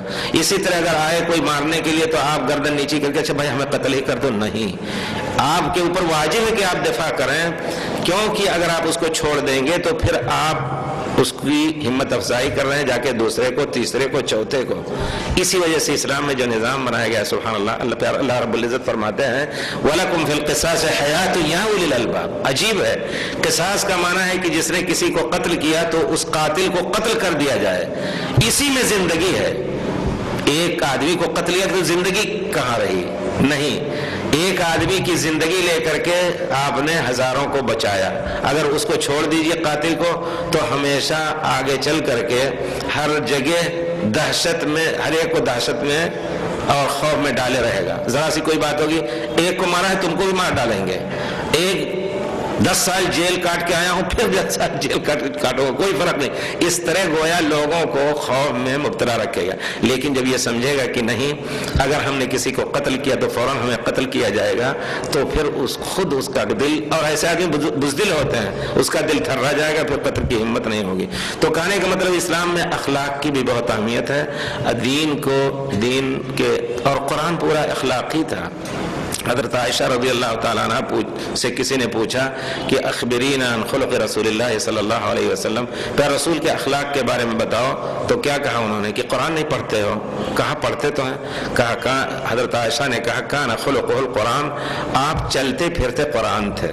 تو دین کا پہچاننا، اسی طرح پھر رسول کے مقام کو پہچاننا، ہمارے یہ 3 سوال کے جواب کا 3 سوالوں کے یا اللہ کی طرف سے نازل کردہ ان 3 سوالوں کے جواب کے بارے میں ہر فرد کو جاننا ضروری ہے. تو کب جانے، کس وقت جانے، اس کو بھی ہم سمجھیں. اللہ تعالیٰ نے یہ نظام بنایا ہے کہ باپ سے بیٹا پیدا ہوتا ہے، بچے پیدا ہوتے ہیں، اور باپ کو اور ماں کو ذمہ دار بنایا ہے کہ بچوں کو ہم تعلیم دیں. فَأَبَوَاهُ يَهْوِدَانِهِ، اشارہ جو فرمایا کہ ماں باپ ہی اس کو جس طرح پھیریں، جس دین کی طرف پھیریں، وہ پھر جاتا ہے. آپ یقین جانیں، ایک بچہ ہے مسلمان گھر میں پیدا، کسی عالم کا بچہ ہے، اگر اس کو بچپن ہی سے کسی اور کے ہاتھ میں دے دیا جائے تو اسی طرح پلے گا. اور آپ جب گھر میں آپ صلاۃ نماز پڑھتے ہوں گے تو آپ محسوس کریں کہ جس کو کہتے ہیں ہم لوگ ٹیچر ہیں، ٹیچر کی زبان میں کہتے ہیں کہ لا ارادی تلقین. آپ جب نماز پڑھتے ہیں، چھوٹا بچہ بھی گھٹنوں چل رہا ہے، آپ سجدہ کرتے ہیں، آ کر کے سجدہ ریز ہو جاتا ہے، اللہ بابا اللہ اکبر کہنے لگتا ہے. یہ چیز ایک ایسی ہے. تو گویا ماں باپ ہی اس بچے کو 3 سوال کے 3 قبروں کے 3 سوال جو ہیں ان کے جواب بچپن میں سکھا سکتے ہیں. اور بچپن ہی میں اس کا سکھانا ضروری ہے، واجب ہے. کیونکہ تھوڑے دن کے بعد ابھی بچپن ہی کے اندر ہے. 7 سال کا جب ہوگا تو اس کو آپ کے اوپر کیا واجب ہے؟ صلاۃ پڑھانا ہے، اس کو نماز پڑھوانی ہے. مروا اولادکم بالصلاۃ وهم ابناء 7 واضربوهم علیہا اذا بلغوا 10. 7 سال کے ہو جائیں تو کہا بیٹا نماز پڑھو. کیسا؟ تو جب نماز پڑھنے کو آپ کہیں گے تو ایسے ہی کھڑا ہو کر کے اور نقل اتارنے کے لیے نہیں، اس سے پہلے ضروری ہے. 7 سال کا بچہ فرق کرنے لگتا ہے، سیکھنے لگتا ہے. اس وجہ سے دنیا کے تمام وزارت تربیہ اور تعلیم جتنے ہیں اسٹڈی کے، وہ سب یقیناً 5 سال کی عمر ہی سے بچے کو سیکھنے کے لیے اور پڑھنے کے لیے بیٹھا دیتے ہیں. اس وجہ سے آپ کو ضروری ہے کہ اس سے پہلے ہی آپ بچے کو آپ کے ساتھ بیٹھا کیسے کھا رہا ہے، وہ تو روزانہ کے جو کام ہے اس کو آپ کھانے کے پر بیٹھے اس کو بسم اللہ کر کے کھاؤ، دائیں ہاتھ سے کھاؤ، اور لیٹرین گیا تو کیا پڑھو، یہ سب چیزیں سکھانی ضروری. پھر اس کے بعد 7 سال سے پہلے اس کو تو کم سے کم اتنا بتا دینا ہے کہ ہمارے اوپر 5 وقت کی نماز فرض ہے، 5 وقت کی نماز میں کتنا فرض ہے، کتنا سنت ہے. اور پھر اس سے پہلے ہمیں غسل اور وضو اور پھر طہارت بچپن ہی سے اس کو سکھانا ماں باپ کے اوپر ضروری ہے. اسی کی تفسیر کی آپ جائیں گے دیکھیں گے علماء نے، امام احمد بن حنبل، امام سفیان بن عیینہ، الفقیہ والمتفقہ خطیب بغدادی کی ایک کتاب ہے، اس میں کہا کہ عبداللہ بن مبارک، سب نے یہ کہا ہے کہ ہر ایک کے اوپر، بلکہ محدثین کے حدیث کے طلبہ نے کچھ پوچھا کہ طلب العلم فریضۃ کا کیا معنی ہے، تو کہتے کیا ہیں عبداللہ بن مبارک، لیس ھذا الذی تتعلمون، جو تم ایک ایک حدیث یاد کرتے اور حدیث کا ذخیرہ جمع کرتے، یہ مقصد نہیں ہے. مقصد یہ ہے کہ جب بچہ چھوٹا ہو تو اس کو یہ بتایا جائے کہ اللہ کہاں ہے، اللہ کے واجبات کیا ہیں، پھر اس کے بعد صلاۃ اور زکوٰۃ، صلاۃ سمجھایا جائے. ابھی زکوٰۃ اس کے اوپر سمجھنا اور سمجھانا فرض نہیں ہے، لیکن اجمالی طور پر بتائیں کہ جب ہمارے پاس پیسہ ہوگا تو زکوٰۃ ہمیں دینی ہے. بڑا ہو کر کے اس کو شادی کرنی ہے تو پہلے نہیں سکھانا ہے، لیکن جب کم سے کم جوانی کے قریب ہو تو اس کو بتانا ہے، نہیں کسی نے بتایا تو پھر اس کے اوپر واجب ہوتا ہے کہ یہ سیکھے کہ ہمارے پاس پیسہ ہو گیا اور شادی کرنی ہے تو کون سی کس قسم کی عورت ہمارے لیے حلال ہے، کون حلال ہے، کون حرام ہے، رضائی بہن ہے وہ حرام ہے، اس طرح کی چیزوں کا جاننا ضروری ہے، جیسے کہ علماء نے تفصیل بتائی ہے۔ اور اسی طرح آگے چل کر کے 50 سال کی عمر اس کی ہو گئی لیکن اس کو اللہ تعالیٰ نے اتنے پیسے نہیں دیے کہ حج کرے، اجمالی طور پر حج کا وجوب اس کو معلوم ہے، لیکن جب پیسے آ گئے تو حج کے بارے میں بر وقت اس کو سیکھنا ضروری ہے۔ کتنے لوگوں کو دیکھا جائے سبحان اللہ، ایک حاجی صاحب تھے تو میں نے کہا حاجی صاحب کوئی شرم کی بات نہیں، بہت پہلے کی بات ہے، ہمارے خیال سے 20-25 سال کی بات ہوگی، تو ان سے میں نے کہا مکے میں، میں نے کہا بھائی حاجی صاحب شرم کی بات نہیں، تنہائی میں تھے اور اپنے علاقے بستی کے تھے جو بیچارے زندگی بھر بیلوں کے پیچھے اور کھیتوں میں رہتے تھے، تو ان کے اوپر رحم بھی آتا ہے کہ دیکھیے یقیناً اللہ تعالیٰ نے موقع نہیں دیا، تو ہم نے کہا حاجی صاحب شرم کی بات نہیں ہے، آپ آئے کیا کیا کیا، تو کہا لبید پڑھتا رہا، لبید پورا پڑھتا رہا۔ ہم نے کہا لبید کیا ہے، تو کہا لبید اللہم لبید، لبید اللہم لبید، بس یہی جانتے، لبیک نہیں لبید۔ تو کم سے کم ان سب چیزوں کو اس وقت سیکھنا اس کے اوپر ضروری ہو گیا جب اللہ تعالیٰ نے اس کو پیسے دیے اور ابھی نیت کروٹ لے رہی ہے دل میں کہ ہم حج کریں گے، پہلے سیکھ لیں۔ کتنے لوگ ہوتے ہیں پیسے اللہ نے دیے منہ اٹھائے چلے گئے اور یہ نہیں معلوم کہ کیا کریں کیسے کریں، جا کر کے صرف طواف کر کے سر منہ ڈالیا اور احرام کھول دیا۔ اللہ کے بندے دیکھیے کچھ لوگ طواف کر کے جا رہے ہیں، صفا مروہ بھی کر رہے ہیں، اس کے بعد سر منہ ڈالتے ہیں، یہ بھی نہیں کرتے ہیں۔ تو گویا جب اللہ تعالیٰ نے 50 سال کے بعد اس کو پیسے دیے حج کرنے کے، تو حج کا سیکھنا واجب ہو گیا، اس سے پہلے اس کے اوپر حج سیکھنا واجب نہیں۔ تو گویا یہ علم کے سیکھنا، علم کا قسط مقدار کا سیکھنا ہر شخص کے اوپر ضروری ہے، اس کی ایک جھلک ہمارے ائمہ کی تفسیر میں اور حدیث شریف سے میں نے بتایا آپ کو۔ تو گویا ہمیں چاہیے کہ والدین اس کے سب سے پہلے ذمہ دار ہیں کہ بچپن ہی سے بچے کو سکھائیں۔ آپ نے حدیث شریف سنی ہوگی، بلکہ اس سے پہلے آیت کریمہ یا ایھا الذین آمنوا قوا انفسکم واہلیکم نارا وقودھا الناس والحجارہ علیہا ملائکۃ غلاظ شداد۔ اے مومنو، اپنے نفس کو اور اپنے اولاد کو اور بیوی بچوں کو جہنم کی آگ سے بچاؤ۔ تو گویا واجب ہو گیا بچانا۔ اگر بچے کو ہم بچپن سے انگلش میڈیم میں ڈال دے رہے ہیں، جیسے کہ مجھے بھولتی نہیں ہے بات، ایک درزی بیچارہ اپنے ہی علاقے کا ہے، بمبئی میں دیہات سے بستی سے آ کر کے بمبئی میں بس گیا، بمبئی سے ہو کر کے مکہ پہنچ گیا، کمائی اچھی ہو رہی ہے، تو بچہ ابھی 4 سال کا وہ کہا ہے ہم نے اس کو انگلش میڈیم میں ڈالا ہوا ہے، انگلش بول رہا ہے۔ ہم نے کہا اللہ کے بندے آپ نے اس کو ضائع کر دیا۔ کہا کیوں؟ ہم نے کہا تو کچھ سیکھا ہے، نماز روزہ دین جانتا ہے، تو منہ لٹکا لیا انہوں نے۔ حقیقت یہ ہے کہ اگر آپ اس طرح کر رہے ہیں کہ سب سے پہلے بچے کو ادھر ڈال رہے ہیں، پھر اس کا ذہن بدل گیا، اب دینی ذہن نہیں ہو پائے گا بچپن ہی سے۔ اور یہ چیز مشہور ہے، عربی کا مقولہ ہے، زبان میں ہے کہ بچپن کی یاد پتھر کی لکیر ہو جاتی ہے، النقش کالحجر۔ بچپن میں جو چیز ذہن میں بیٹھا دیں گے وہی بچے کو یاد رہے گی۔ تو سب سے پہلے ہم بچے کو دین کے عام آداب صلاۃ پر عادی کر دیں، اور اگر نہیں عادی کریں تو ہم گناہگار ہوں گے۔ مروا اولادکم، 7 سال کے ہو جائیں تو حکم دو، پڑھاؤ آہستہ آہستہ، چھوڑیں کوئی بات نہیں، فجر میں سو گئے چھوڑ دیں، لیکن جب 10 سال کے ہو جائے نہیں پڑھیں تو پھر حکم ہوا ہے کہ مارو۔ مار کر کے بھی اگر اصلاح نہیں کیا آپ نے تو یقیناً مارنے کا معنی یہ نہیں ہے کہ اس کو مار کر کے لنگڑا لولا کیا جائے، نہیں۔ بچے ہوتے ہیں، ذرا سا بات کر دیجئے خوش ہو جاتے ہیں، ذرا سا ڈانٹ دیجئے، چھوٹی مار دیجئے تھوڑی سی، تو اس سے اثر لے لیتے ہیں، اس میں کوئی شک نہیں۔ اس وجہ سے مارنے کی جو عورتوں کے بارے میں بھی جو شریعت میں حکم ہے، یہ نہیں کہ مار کر کے اس کو ایسا مانے جیسا کہ تفسیر میں ہے کہ اثر چھوڑ دے، جسم کالا ہو جائے یا خدا نخواستہ انگلی ٹوٹ جائے، اور کچھ نہیں، اس کا مارنا جائز نہیں اس طرح کا۔ پیارے رسول صلی اللہ علیہ وسلم مدینے میں جب گئے، صحیح بخاری وغیرہ کی روایت ہے، جب مدینے میں گئے تو حضرت عمر کہتے ہیں کہ انصار ہم اپنے عورتوں کو دبا کے رکھتے تھے یہاں، اور انصار کی عورتیں انصاریوں پر، مدینے والوں پر غالب رہتی تھیں، انہی کی حکومت چلتی تھی مردوں پر۔ تو جب ہم گئے تو انہوں نے، ہماری بیویوں نے بھی ان کی عادت سیکھ لی، تو ہم نے مارنا شروع کیا ان کو۔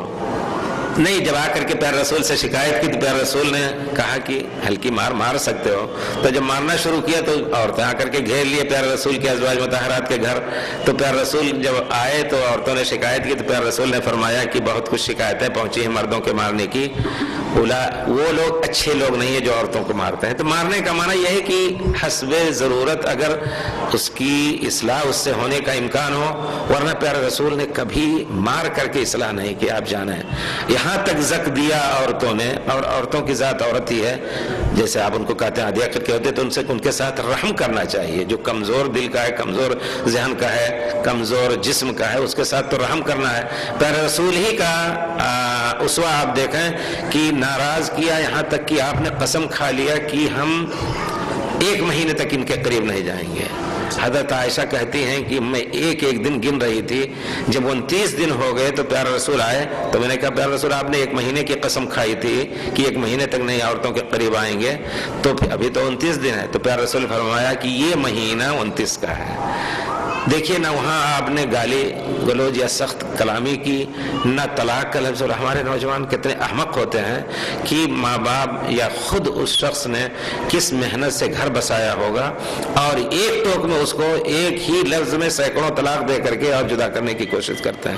یہ بہت بڑی حماقت ہوتی ہے. اس لفظ کو تو تلقین ہونی چاہیے کہ اس کو بولنے کی ہمت نہ کرے آدمی. آخر مرحلے میں اگر یہ چیز ہو لے تو یقیناً بہت کچھ مسائل حل ہو سکتے ہیں.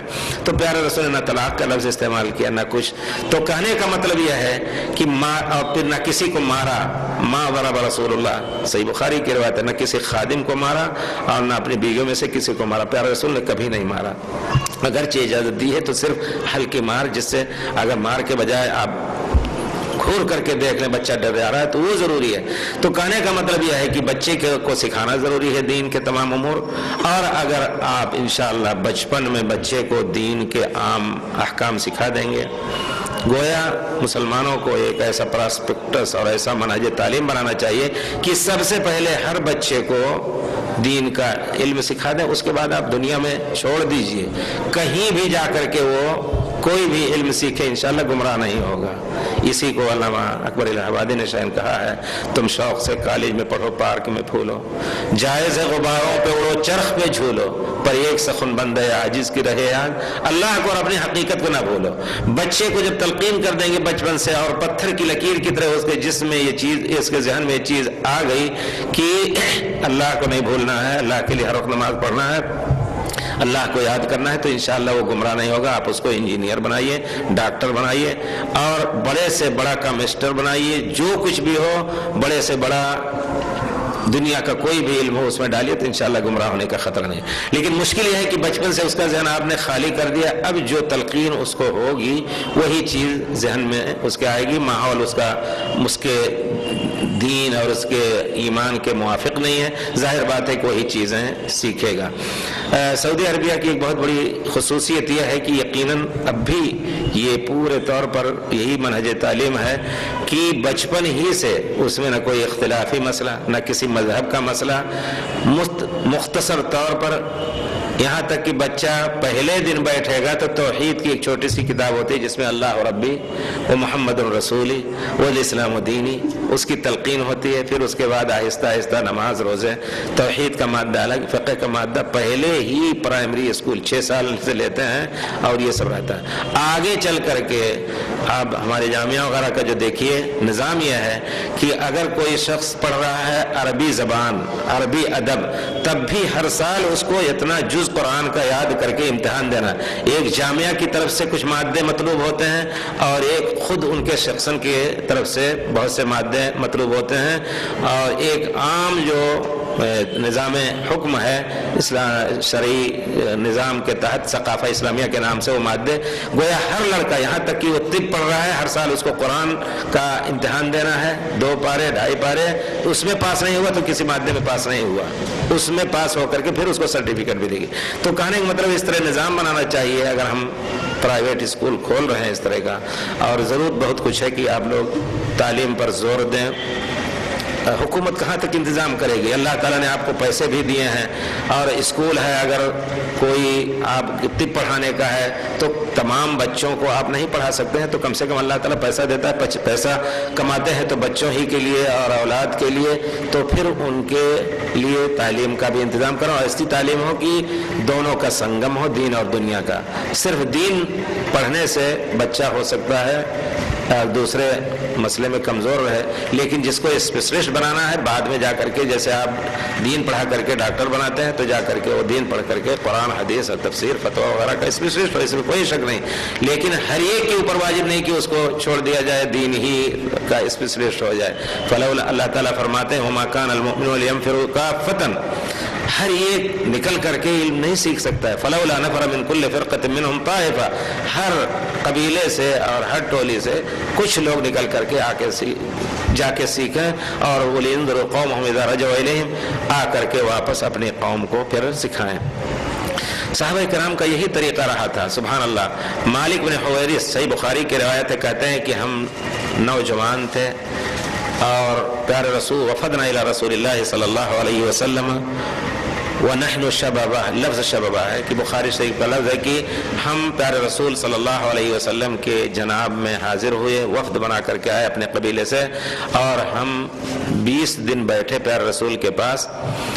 کُنَّا نَتَعَلَّمُ الْعِلْمَ وَنُصَلِّي بِصَلَاتِهِ، ہم پیارے رسول سے علم سیکھتے تھے اور آپ کے ساتھ صلات پڑھتے تھے۔ فَلَمَّا أَنْ رَآنَا اشْتَقْنَا إِلَىٰ أَهْلِنَا، جب دیکھا کہ ہمیں اپنے گھر والوں کی طرف جانے کا اشتیاق ہوا، سألنا، ہم سے پوچھا پیارے رسول نے، من ترکنا وراءنا، ہم نے اپنے پیچھے کس کو چھوڑا ہے؟ تو جب ہم نے بتایا کہ فلاں بیوی ہیں، بچے ہیں، ان کو ماں باپ ہیں، چھوڑ کے آئے ہیں، پیارے رسول نے فرمایا کہ جاؤ، اذهبوا الى اہلیکم، اب سیکھ لیا ہے کچھ، یہ نہیں کہ بہت اونچا علم سیکھ لیا، لیکن جتنا قدر سیکھا، جس قدر سیکھا، پیارے رسول نے اذهبوا الى اہلیکم، اپنے گھر بار کو جاؤ، وَكُونُوا فِيهِمْ، انہی میں رہو، وَعَلِّمُوا مَنْ وَرَاءَكُمْ، اپنے پیچھے جن کو چھوڑ کے آئے ان کو جا کر کے سکھاؤ، فَإِذَا حَضَرَتِ الصَّلَاةُ، جب صلاۃ کا وقت آئے، فَلْيُؤَذِّنْ أَحَدُكُمْ، تم میں سے ایک اذان کہے، وَلْيَؤُمَّكُمْ أَقْرَأُكُمْ، تم میں سے جو زیادہ قرآن کا حافظ ہو، وہاں عام طور پہ أُمُّكُمْ أَقْرَأُ، لیکن یہاں آیا ہے وَلْيَؤُمَّكُمْ أَكْبَرُكُمْ، کہ تم میں سے جو سب سے بڑا ہے وہ امامت کرائے۔ عام احکام یہ ہے کہ جو قرآن کا سب سے زیادہ عالم ہو یا حافظ ہو وہی امامت کرائے، یہ عام حکم ہے، لیکن وہاں پیارے رسول نے ان سے کہا کہ الیومکم اکبرکم، تم میں سے بڑی عمر کا جو ہے وہ امامت کر۔ کیونکہ اکٹھا آئے، جتنے دن بیٹھے پیارے رسول کے ساتھ، سب ساتھ رہے، گویا سب کا علم برابر رہا، تو وجہ تفضیل اور وجہ تقدیم کیا ہوگی؟ جو عمر میں بڑا ہے، یہاں کہا پیارے رسول الیومکم اکبرکم، اور صلو کما رأیتمونی اصلی، جس طرح مجھے صلاۃ پڑھتے دیکھ رہو اسی طرح صلاۃ پڑھو۔ تو گویا جو بھی آدمی کچھ سیکھ رہا ہے بڑے اونچے علم کو آ کر کے اپنی قوم کو سکھائے، اور کچھ بھی علم سیکھا ہے اگر اس کو یقینی طور پر معلوم ہے کہ یہ مسئلہ اس علم سے متعلق ہے جس کو ہم نے سیکھا ہے، تو اس کو پہنچا دینا ضروری ہے۔ بلغوا منی انی ولو آیۃ، ایک ہی آیت تو پہنچا دو۔ آپ دیکھیں کہ بہت سے مسائل ایسے صحابہ کرام کے بھی آتے تھے کہ وہ کہتے تھے کہ اسی طرح کا مسئلہ ہمارے سامنے پیش آیا تھا، لوگوں کو بتاتے تھے، لوگ تحقیق کر کے اس پر عمل کرتے تھے۔ تو میرے کہنے کا مطلب یہ ہے کہ بچپن ہی میں بچوں کو ہم پہلے علم دین کو سکھا دیں اجمالی طور پر، پھر اس کے بعد ہم ان کو اور دوسرے علم سکھائیں، ورنہ ہم خود گنہگار ہوں گے بچوں کو نہ سکھا کر کے۔ یقیناً یہ ہمارا احساس بہت بڑا، اس احساس کی کمی ہے۔ پیارے رسول صلی اللہ علیہ وسلم نے فرمایا، اللہ تعالیٰ نے فرمایا قوا انفسکم واہلیکم نارا، اپنے بچوں کو بھی اپنوں کو بھی جہنم کی آگ سے بچاؤ۔ پیارے رسول نے فرمایا کلکم راعٍ وکلکم مسئول عن رعیتہ، ہر ایک کام کی مثال چرواہے کی ہے، وکلکم مسئول عن رعیتہ، ہر ایک سے پوچھا جائے گا اس کی ریوڑ کے بارے میں۔ ریوڑ کے بارے میں، اگر ایک چرواہا ہے اس کے پاس 20 بکریاں ہیں، لوگوں کے کھیت اگر ان میں سے کسی بکری نے کھا لی تو بکری کو تو ہو سکتا ہے غصے سے مارے، لیکن گالی دیں گے चरवाहे ही जिम्मेदार है। अल्लाह ताला फरमाते हैं कि तुम पूछे जाओगे क़यामत के दिन कि तुम्हें यह अमानत हमने दी थी, इस अमानत को कहाँ तक अदा किया, क्यों तुमने इनको इल्म दीन नहीं सिखाया। अल्लाह ताला हम सबको तौफीक दे कि हम तलबुल इल्म फरीदतुन, इस फरीदे को खुद सीखें। बड़े हो करके सहाबा ने सीखा था, इस्लाम लाए बूढ़े हो करके, 60 साल की उम्र थी लेकिन सीखते थे। और कोई ये कहे कि नहीं अभी इस उम्र में क्या सीखेंगे, ये भी एक गलती होगी। अल्लाह ताला हम सबको अपने दीन की समझने की तौफीक दे। और हम सब की हमारी नसीहत है कि कोई भी दीन ढूंढे तो खालिस दीन, तौहीद के बारे में, इत्तिबा रसूल के बारे में, अला लिल्लाहिद्दीनुल खालिस। अल्लाह ताला फरमाते हैं अल्लाह ही के लिए दीन खालिस है। वमा उमिरू इल्ला लियअबुदुल्लाह मुखलिसीन लहुद्दीन, लोगों को हुक्म दिया गया है कि अल्लाह के दीन को खालिस करें। खालिस कहने का माना क्या है? आप शहद वगैरह में बहुत सी चीज़ें मिली रहती है, उसको खालिस जब करने को कहते हैं शहद खालिस है तो उसको आप कपड़े में छान करके दूसरी चीज़ निकाल देते हैं। दीन भी बहुत कुछ, दीन के साथ बहुत कुछ आलाइशें लग चुकी हैं। अब दीन को खालिस करने का माना यह है कि हर चीज़ में आप ढूंढें कि कुरान सुन्नत का क्या हुक्म है। आगे चल करके बस बात यही आई कि यकीनन सलफियत हो या अहले हदीसियत हो, असरियत हो, असरी आप अपने को कहें, कुछ भी ना कहें हमें कुरान हदीस चाहिए। आप नाम ना दें कुछ अपने को, लेकिन कहें हमें कुरान हदीस के मसाइल हमें बताइए। हर शख्स पर यही वाजिब है। किसी को अल्लाह ताला ने किसी और काम के लिए नहीं पैदा किया, सिर्फ अपनी इबादत के लिए पैदा किया है। वमा खलक़तुल जिन्न वल इंसा इल्ला लियअबुदून, हमने सिर्फ इंसान और जिन को सिर्फ अपनी इबादत के लिए पैदा किया। और फिर नबियों के आने, जो भी नबी आते थे उनके ऊपर वमा अरसलना मिन रसूलिन इल्ला लियुताअ बिइज़निल्लाह, हम जिस रसूल को भेजते थे तो सिर्फ इस मकसद के लिए कि अल्लाह के हुक्म से उनकी इताअत की जाए। नूह आए, लूत आए, जितने आए, इब्राहिम आए, उनकी इताअत उनकी कौम पर फर्ज था। प्यारे रसूल के आ लेने के बाद अब हर शख्स पर जरूरी है कि प्यारे रसूल की इताअत करे। गोया अल्लाह ताला ने अपनी इबादत के लिए पैदा किया है इस वक्त, अब इस जमाने में, और फिर प्यारे रसूल ही की इताअत के लिए फर्ज किया है। और अगर कोई शख्स और कुछ ढूंढेगा तो उसके बारे में वाज़ेह तालीमात हैं कि वो यकीनन रास्ते से भटक जाएगा। तो हम ये चाहें कि अल्लाह के यहाँ हम सबको जाना है। किसी और के बारे में, इसी कब्र के सवाल में किसी और के बारे में खुल करके मैं कहूँ कि ना इमाम अबू हनीफा रहमतुल्लाह अलैह के बारे में पूछा जाएगा कि उनके बारे में तुम्हारा क्या रवैया था, ना इमाम अहमद बिन हम्बल, ना शाफी, ना मालिकी, ना इमाम मालिक, और ना औज़ाई, ना इब्न हज़्म, ना किसी ने। बस प्यारे रसूल के बारे में पूछा जाएगा। हमारे आइम्मा कराम, अल्लाह ताला उनको जज़ाए खैर दे, उनके लिए दुआ करें। उन्होंने अपने ज़माने में उम्मत को इंतशार से बचाने के लिए जो इल्म दिया था उसके ज़रिए उन्होंने अल्हम्दुलिल्लाह लोगों की हिदायत की। और फिर उनको ख़तरा रहता था कि हम ऐसे मसाइल जिनमें अल्लाह और रसूल की बात नहीं मिल रही है, इज्तिहाद करके कहने का हक़ है, और कहता हूँ तो हो सकता है कोई गलती हो, तो साफ साफ वो कह गए हैं कि देखो अगर प्यारे रसूल की हदीस मिले तो मेरी बात को छोड़ दो। हम अइम्मा से भी ना मुकरें। हमारे भाई जो कहते हैं कि नहीं हमारे मजहब में ये हदीस नहीं, अब कितने लोग हैं जो कहते हैं कि औरतों का मस्जिद में सलात पढ़नी जायज़ नहीं है, कहते हैं कि नहीं, मना करते हैं, ईदगाह जाना हराम है। सुभान अल्लाह। और फिर उनके सामने जब हदीस रसूल पढ़ी जाती है, सही मुस्लिम वगैरह की रिवायत है, ला तमनउ इमा अल्लाह मसाजिद अल्लाह व बुयूतुहुन्ना खैरुन लहुन्ना, अल्लाह की मस्जिदों से अल्लाह के बंदियों को ना रोको, जाना चाहें। लेकिन वहाँ भी शुरूत है कि अगर घर ज़ाया हो रहा है तो आप उनको रोक सकते हैं, लेकिन जिसको कोई ज़रूरत नहीं, आप जा रहे हैं उनकी तफरीह के लिए, उनको भी निकाल लीजिए। ये हुस्न खुल्क है। प्यारे रसूल के ज़माने में औरतें दूर दूर से आकर के अवाली से, अवाली जो बाद जगह है कि जिस 3-3 किलोमीटर, वहाँ से औरतें आती थी प्यारे रसूल की मस्जिद में, प्यारे रसूल के पीछे नमाज पढ़ने के लिए। तो उनसे जब कहा जाए कि हदीस शरीफ में क्यों आप मना कर रहे हैं, कह रहे हैं हमारे, अब मैं ये करीब हूँ, मुझे याद आता है कि हरम पाक में एक मरतबा मैं दर्स दे रहा था, तो मैं किसी ने पूछा कि यहाँ तो हम आए हैं हज में, कह रहे थे हज नहीं उम्रे के दिन थे क्या थे, तो कहते हैं कि हम आए हैं तो यहाँ तो औरतें नमाज पढ़ती, हमारे मौलाना लोग मना करते हैं कि औरतें मस्जिद नहीं जा सकती। तो हमने कहा कि ये मना करना गलत है, प्यारे रसूल का कि ये हदीस है, इसकी बिना पर हम प्यारे रसूल के साथ बेअदबी ना करें।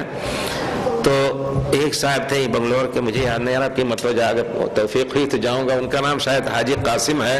वो दूर बैठे थे, जब मैं कुर्सी से उतरा अज़ान इशा और इक़ामत के दरमियान तो आए और बड़े ही बेचारे मोहब्बत से उन्होंने सलाम किया, कहा मौलाना आपकी बात सही है, मैंने نے ایک مسجد بنائی جس میں صرف بنگلور میں مسجد بنائی جس میں صرف 500 عورتوں کے لیے 500 عورتوں کی صلاۃ پڑھنے کی جگہ ہے. ان کا باتھ روم الگ، ان کا راستہ الگ، ان کے لیے پارکنگ الگ، سب کچھ ہم نے الگ بنایا. اور اس کی اوپننگ افتتاح مسجد کی جو ہوئی وہ رمضان کی پہلی تاریخ کو الحمدللہ عورتیں سب آئیں، بچے آتے تھے اور پھر ان کے پیچھے ادھر چائے بیچنے والے اور سب ایک رونق رہی رمضان میں. کہتے ہیں بڑی خوشی سب نے منائی. اور پھر الحمدللہ نماز پڑھتے رہے باقاعدہ، تراویح 20 رکعت ہوتی تھی، سب کچھ پڑھ کر کے.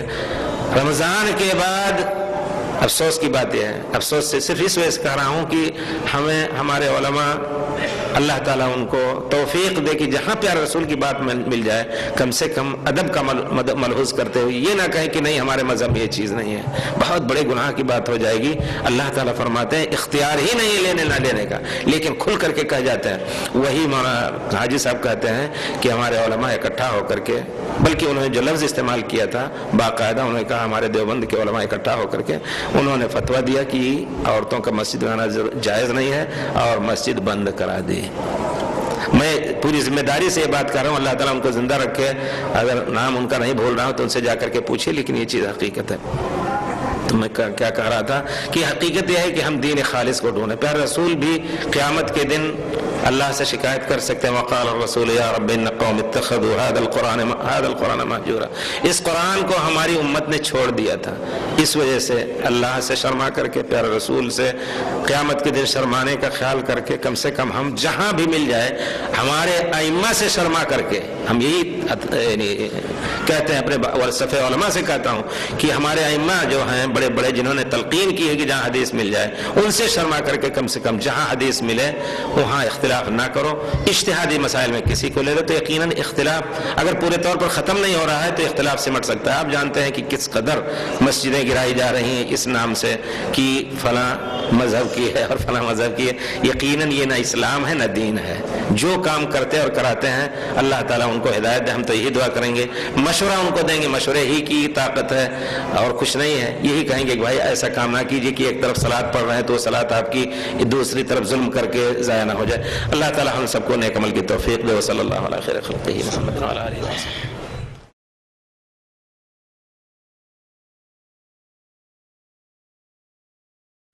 کیوں مکھی اتوار ہے نا، وہ جو بجلی اتوار ہے یا آگ سے جلانے کا جو کام ہوتا ہے یقین پیارے رسول نے منع فرمایا ہے. مسلمانوں کا اس کا استعمال صحیح نہیں ہے، اس کا یہ استعمال صحیح نہیں ہے. پیارے رسول صلی اللہ علیہ وسلم نے فرمایا ہے لا يعذب بالنار الا من خلق النار. آگ سے عذاب دے گا وہی دینے کا حق اسی ذات کو ہے جس نے آگ کو پیدا کیا، یعنی اللہ رب العزت کا. حضرت علی رضی اللہ تعالیٰ عنہ کی شخصیت آپ جانتے ہیں، اور پھر عبداللہ ابن عباس. حضرت علی رضی اللہ تعالیٰ عنہ کو کچھ لوگوں نے جو اپنے کو حضرت علی کا متبع کہتے ہیں شیعان علی، انہوں نے الہ بنا دیا تھا. کہا آپ ہی الہ ہیں، کہا کہ تم کو جلا دیں گے. تو باقاعدہ لما رأيت الامر امرا منکرا دعوت لما رأيت الامر امرا منکرا اججت ناری ودعوت قنبرا. کہتے ہیں حضرت علی سے منقول ہے کہ جب دیکھا کہ بہت بری بات کہنے لگے، حضرت علی کو اللہ کہنے لگے، تو کہا میں نے گڑھا کھودا، آگ جلائی اور قنبر کو کہا کہ ان میں سب کو ڈالو. جب ڈالنے کا تو کہا اب تو اور یقین آ گیا کہ آپ اللہ، کیونکہ آگ سے جلانے والا اللہ ہی ہے. دیکھیے حضرت عبداللہ ابن عباس کو جب خبر لگی کہ آگ سے جلایا ان کو تو انہوں نے اعتراض کر دیا. دیکھیے صحابہ کوئی بڑے سے بڑا آدمی ہو ادب سے ان کے اوپر پیارے رسول کی حدیث پڑھ دیتے تھے کہ غلطی ہوئی یہاں آپ سے. انہوں نے اعتراض کیا، کہا اگر میں وہاں ہوتا تو آگ سے نہیں جلانے دیتا. اس وجہ سے بہرحال آگ سے یا یہ بجلی سے جو مکھی اور مچھر مارے جاتے ہیں یا کوئی بھی جانور، سانپ ہی کو اگر آپ جلائیں تو صحیح نہیں ہے، ہم زندہ. جی دوسرا سوال یہ ہے قصر کی مدت کیا ہے، 4 دن یا سے؟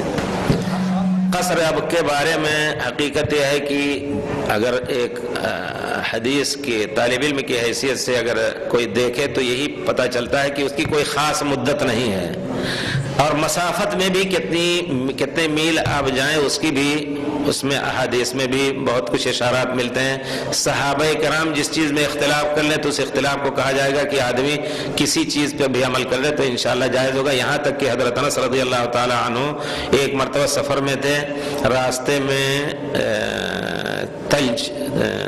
برف باری ہوئی اور جم گیا, راستہ بند ہو گیا تو 6 مہینے تک قصر کرتے رہے. لیکن احتیاطی مسئلہ جو فتویٰ دیا جائے ہمارے خیال سے وہ افضل ہوگا. حضرت عبداللہ ابن عباس کہتے تھے لا تقصروا الى منى وعرفات. کچھ لوگ کہتے ہیں کہ 3 میل بھی, جیسے ابن حزم ظاہری کہتے ہیں 3 میل بھی جائے تو قصر کر سکتا ہے, لیکن حضرت عبداللہ ابن عباس کا صحیح فتویٰ ہے کہ منی اور عرفات جاتے ہوئے قصر نہ کرو. یعنی عام دنوں میں یہ بھی ایک چیز ذہن میں رکھنی چاہیے کہ وہاں کا قصر حج میں, یہ حج کے کاموں میں سے ہے, مسافر غیر مسافر نہیں. بچہ منی کا بچہ بھی حج کرے گا تو اپنے گھر میں احرام باندھ کر کے بیٹھے گا, 4 رکعت والی 2 رکعت پڑھے گا, یہی صحیح ہے. لیکن عام طور پر جب کوئی جائے گا دوسرے دنوں میں منی عرفات تو حضرت عبداللہ ابن عباس نے کہا کہ نہیں وہاں قصر نہ کرو, ولکن الی جدہ وعصفان, جدہ جانا ہو. جدہ کا اصل لفظ جدہ ہے, جدہ کہتے ہیں ساحل بحر, سمندر کا ساحل. تو جدہ جاتے ہوئے یا عصفان جاؤ, عثمان مدینہ جانے والے کے راستے میں پڑتا ہے, لکھا رہتا ہے, دونوں 72-80 کلومیٹر کے درمیان ہیں. وہاں تک جب جاؤ تب قصر کرو, یہ ہے. اور پھر انہی کا فتویٰ ہے کہ جس شخص کو کہیں 4 دن سے زیادہ رہنے کا ارادہ ہو تو پہلے ہی دن سے وہ پوری نماز پڑھے, اور اگر روزہ نہیں رکھتا ہے تو روزہ بھی رکھے. یہی احتیاطی افضل ہے, آدمی احتیاط سے اسی پر عمل کرے تو انشاءاللہ زیادہ اچھا رہے گا. لیکن اگر کنٹینیوس ہے 2 دن یہاں رہے, 2 دن بنگلور چلے گئے, 2 دن پھر اور کہیں, تو 6 مہینے بھی اس طرح 4 دن کہیں نہیں رہا ہے تو کرتا رہے, کوئی حرج نہیں. ایک سوال ہے شیخ, کیا فرض نماز کے بعد انفرادی دعا کی جا سکتی ہے یا نہیں؟ یہ اتنا مشہور مسئلہ ہے کہ, اور اس کا جواب بھی بہت آسان ہے کہ ہم پیارے رسول کی صلاۃ پڑھتے ہیں. دیکھیں کیا پیارے رسول ہر صلاۃ کے بعد دعا مانگتے تھے ہاتھ اٹھا کر کے یا اجتماعی طور پر؟ بالکل نہیں. اس وجہ سے اس کو بدعت کہتے ہوئے شرم نہیں کرنی چاہیے, اور بدعت کا لفظ سن کر کے کسی کو بدعکنا نہیں چاہیے, کیونکہ پیارے رسول کے فعل میں کبھی نہیں آیا ہے کہ آپ ہاتھ اٹھا کر کے اجتماعی طور پر دعا کرتے. مجھے یاد ہے بمبئی میں جب میں وہاں پڑھ رہا تھا مدینہ, تو پھر شیروانی وغیرہ پہنے تھا, تھوڑی داڑھی نکلی تھی اور سب کچھ. تو وہ کون سا علاقہ ہے جو پٹھان واڑی, وہاں سب لوکھن والے رہتے ہیں, لوکھن والے, انہوں نے آگے بڑھا دیا. میں نے نماز پڑھائی تو میں ذکر اذکار کرتا رہا, تو ایک آدمی بیچارے لنگی ونگی پہنے تھے اور ان کے کچھ مرچا ورچا لگا تھا ان کے کپڑے پر, تو اٹھ کر کے کہتے ہیں ہمیں دعا مانگو, ہمیں باندھ رکھا, ہمیں کام کرنا, آپ کی طرح ہم بیکار نہیں ہیں. گویا یہ سمجھتے ہیں کہ دعا جب تک نہیں مانگیں گے تب تک ہماری نماز مکمل نہیں. یہ غلط ہو جا رہا ہے.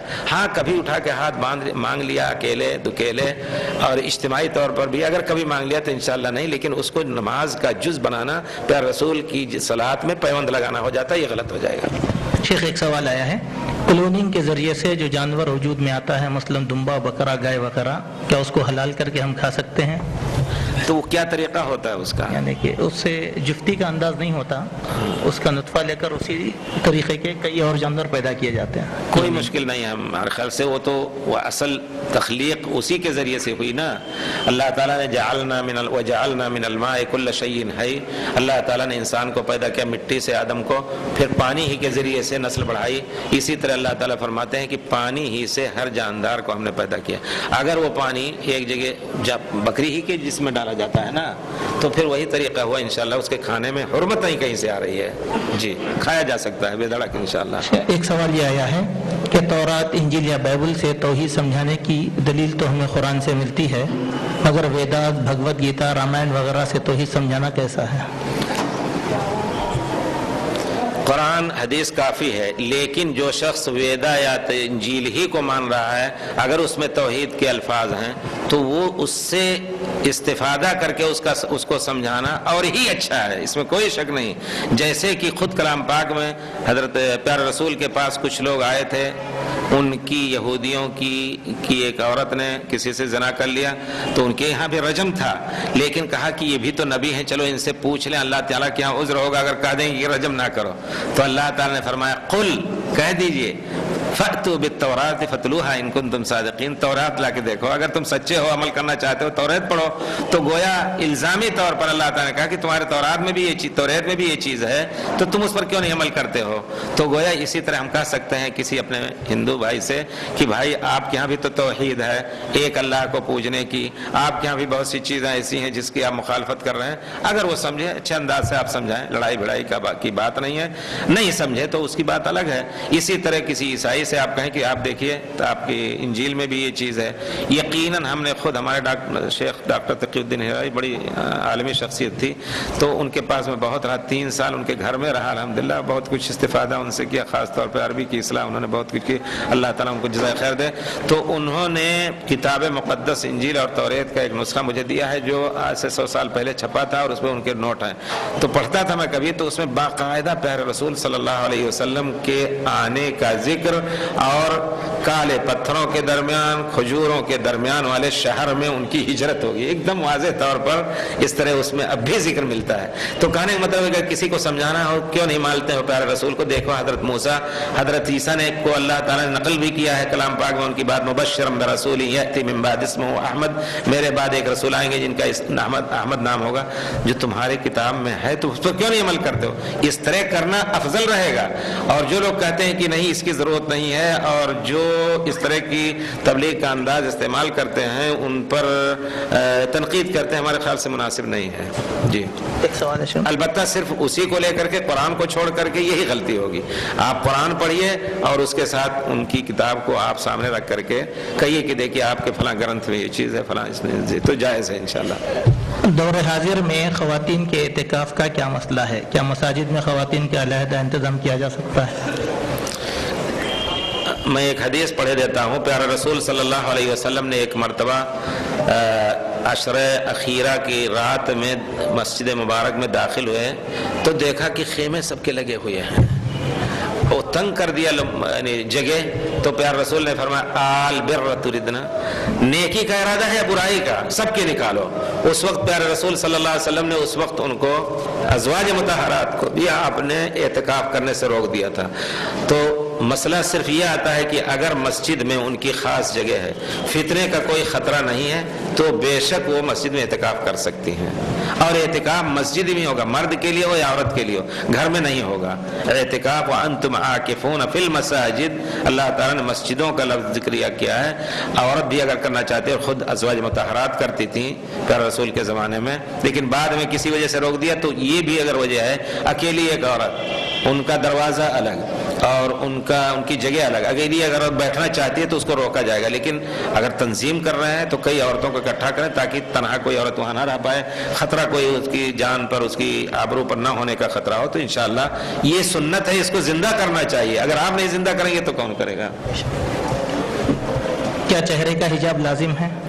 جی، چہرہ سب سے بڑی زینت ہے، اگرچہ علماء کا اختلاف ہے، ہمارے علامہ البانی ہمارے استاد الحمدللہ بہت کچھ استفادہ ان سے کیا ہے، اگرچہ سامنے رہ کر کے کتاب کوئی خاص نہیں پڑھی، لیکن بہت لمبی مجلسیں رہی ان کے ساتھ، ہم ان سے باقاعدہ جھگڑا کرتے تھے۔ انشاءاللہ چہرہ سب سے بڑی زینت ہے، اس میں کوئی شک نہیں، اس سے فتنے کا خطرہ زیادہ ہے اس وجہ سے، اور اگر اختلاف بھی ہو تو جہاں کا حاکم وقت یہ حکم دے کہ نہیں یہ چیز فتنے کا ہے، عورتوں کو پردہ کرنا واجب ہے چہرے کا، تو پھر کسی کو جائز نہیں کہ اس کی مخالفت کریں۔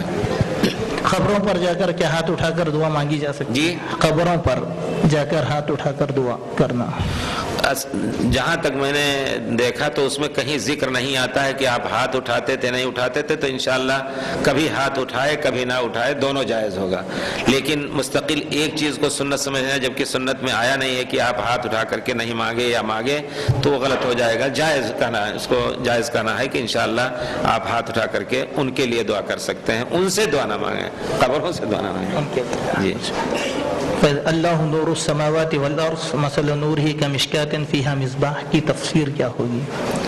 اللہ نور السماوات والارض، اللہ زمین اور آسمان کا نور ہے۔ اللہ مبتدا، نور السماوات، اللہ نے خبر دی ہے کہ اللہ زمین آسمان کے نور ہیں۔ مثل نورہ کمشکات فیہا مصباح، اللہ کی مثال، اللہ کے نور کی مثال کمشکات، کہاں مومن کے قلب میں جیسا کہ تفسیر کی ہے علماء نے کہ مومن کے دل میں اللہ کی ان کی نور کی مثال ایسی ہے کہ جیسے طاق ہو جس میں دیا رکھا ہو، جیسے طاق پہ دیا رکھتے تھے یا چراغ رکھتے تھے، کمشکات فیہا مصباح المصباح فی زجاجہ الزجاجۃ کانہا کوکب دری یوقد من شجرۃ مبارکۃ زیتونۃ لا شرقیۃ ولا غربیہ، بہت صاف شفاف زیتون کے تیل سے، اور وہ بھی زیتون جو صبح شام اس کو دھوپ لگتی ہو، اس کا تیل بہت ہی شفاف اور بہت ہی نازک ہوتا ہے، اس سے جلتا ہے تو ہری ہری روشنی. ہم نے خود جا کر کے دیکھا اردن کے اندر لوگ کبھی کبھی کھانے کے ساتھ رکھتے ہیں خوبصورتی کے لیے، سردی وہاں بھی ہوتی ہے. تو اس کی مثال، اللہ کے نور کی مثال انسان کے مسلم کے دل میں ایسے ہے جیسے ایک روشنی خوبصورت تیل سے جل رہی ہو. گویا اللہ کا نور یہاں معنی نہیں ہے کہ اللہ کے جسم کا ٹکڑا آپ کے جسم میں داخلہ، نہیں، اللہ کے دین کا نور، اللہ تعالیٰ کے ہدایت کا نور، یہ مقصد ہے وہاں قطعاً. اس کے علاوہ اگر کوئی کہے کہ نہیں اللہ کا نور اس کا جز اس کے دل میں گھس گیا تو وہ غلط کہہ رہا ہے. جیسے کہ کہتے ہیں پیارے رسول اللہ کے جز تھے، نور تھے، اللہ بشر نہیں تھے، یہ غلط ہو جائے گا.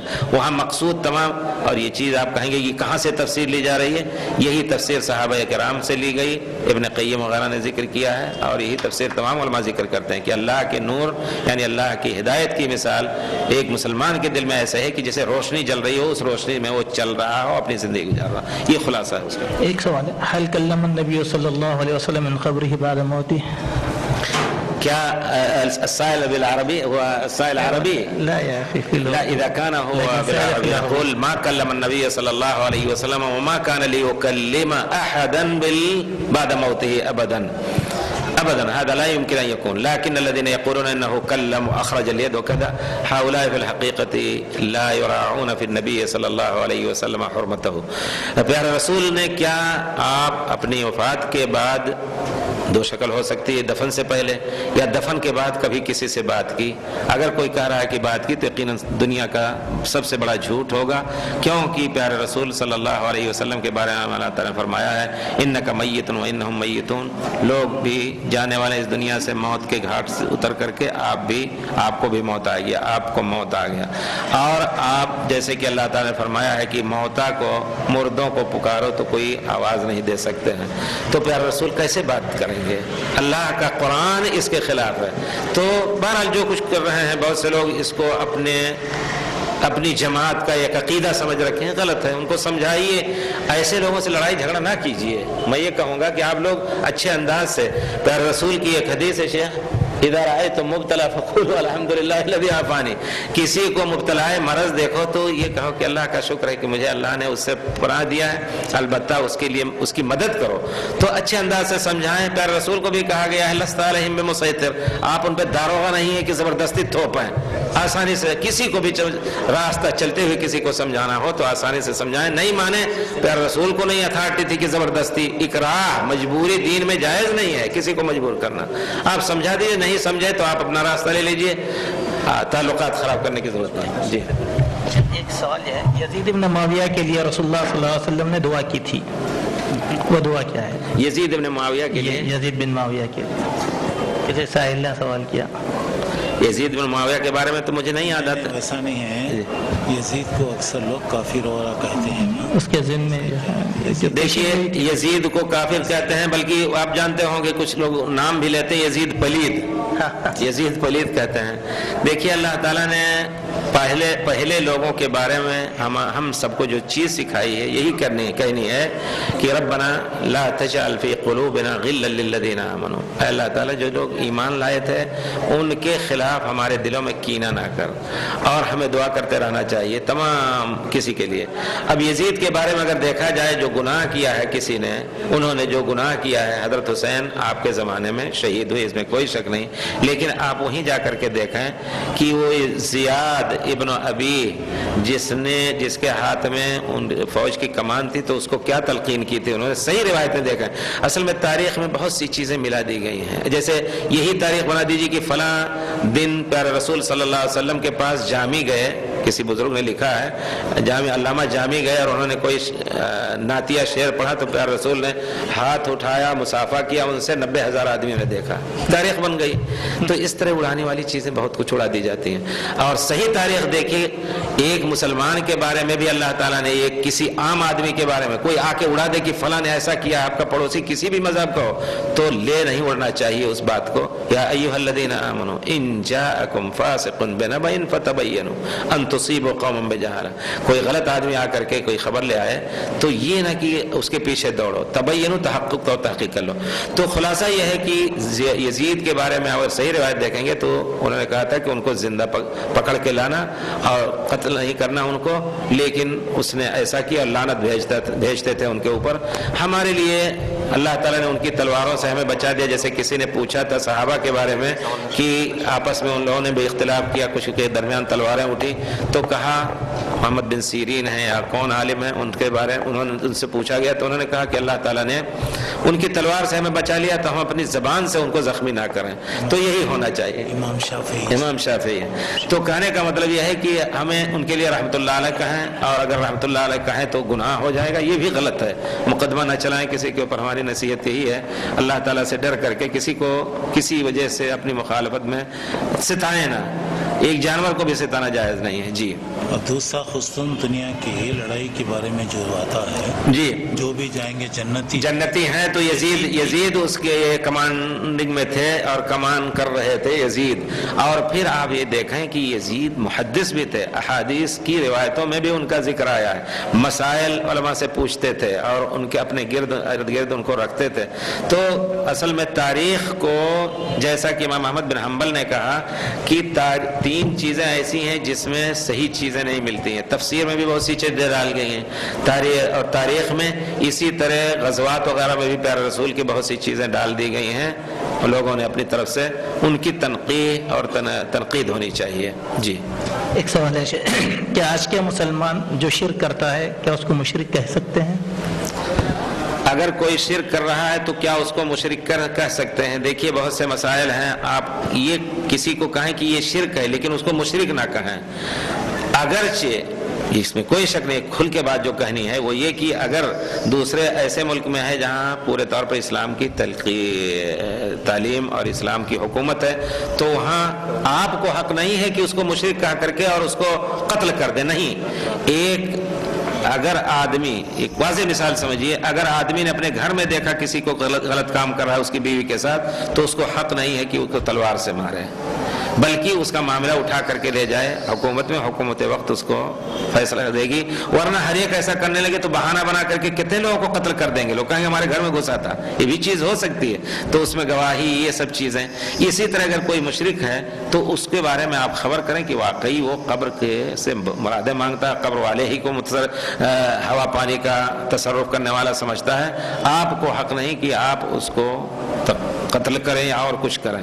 رہ گئی بات پھر ان کو مشرک کہیں گے، یہ بھی مسائل کے تابع ہے۔ یہاں اگر آپ ان کو مشرک کہیں گے تو یقیناً بہت کچھ ہو سکتا ہے، اس کا بھی خیال رکھنا ہے۔ یعنی کھل کر کے یہ بات کہنی ہے کہ یہاں آپ مشرک نہ کہیں، البتہ یہ کہیں کہ آپ کا فعل یا شرک ہے بھائی، ایسا نہ کیجیے۔ لیکن اگر آپ ان کو کہیں گے تم مشرک ہو گئے تو ہو سکتا ہے آپ کو بھی الٹا کہے، پھر اس کے بعد بہت کچھ ہو۔ تو پیارے رسول صلی اللہ عمل اس کے ساتھ اللہ فیصلہ۔ جی، اور پھر پیارے رسول صلی اللہ علیہ وسلم کی سنت ہی سے میں یہ جواب دے رہا ہوں انشاءاللہ۔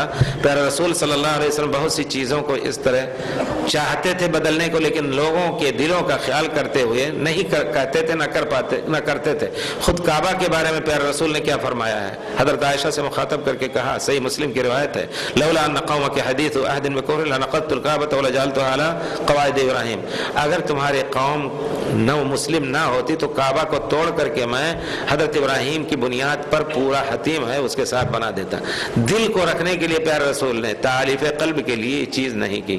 تو بہت سے مسائل خاص طور پر ایسی جگہوں پر احکام بدلتے رہتے ہیں۔ ہاں، اگر آپ ذمہ دار ہیں کسی حکومت کے تو آپ کے اوپر واجب ہے کہ اس کی اصلاح کریں۔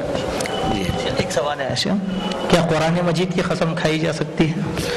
قرآن مجید کا ایک چیز فرق کرنا پڑے گا، ایک لفظ ہے مصحف اور ایک لفظ ہے قرآن. مصحف کہتے ہیں جلد، کاغذ اور سب کے ساتھ کلام پاک. لیکن اگر صرف کلام پاک کی قسم کھاتے ہیں تو اللہ کی صفت ہے.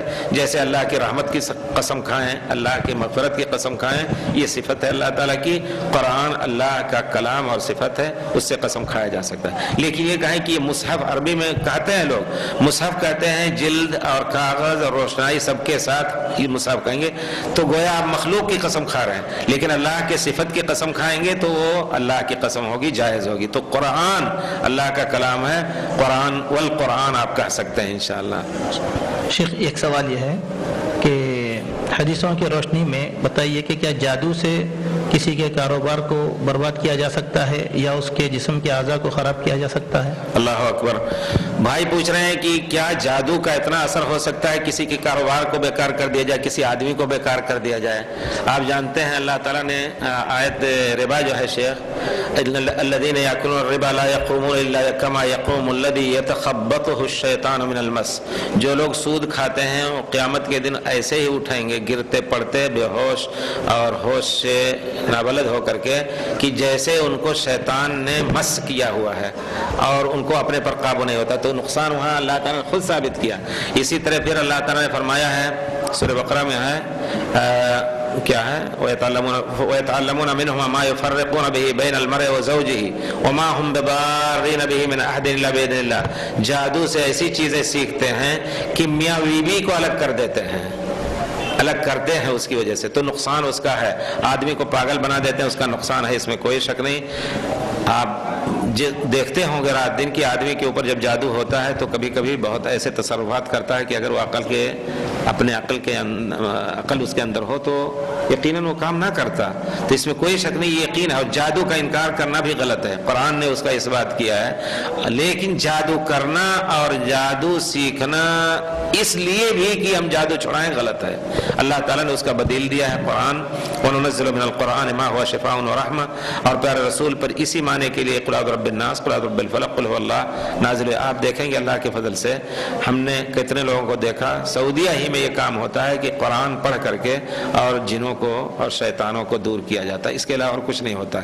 اور کیا طریقہ، ابھی کل پرسوں کی بات ہے، میں آ رہا تھا تو ایک آدمی کو پڑھ رہے تھے. ایک آدمی یہ جو چھوٹا مائکروفون ہوتا ہے اس کو رکھ لیتے ہیں، جیسے ہی آواز پڑھتے ہیں ایک لڑکا جس کو جن عورت، اور اس کا عارضہ کیا تھا پڑھاتے ہیں اس کا عارضہ یہ تھا کہ گھر میں اپنے داخل ہوا تو ننگے خوبصورت عورت بن ٹھن کر کے اور ننگے سر ایسے کھڑی ہوئی ہے، فوراً بے ہوش ہو جاتا تھا دیکھ کر کے.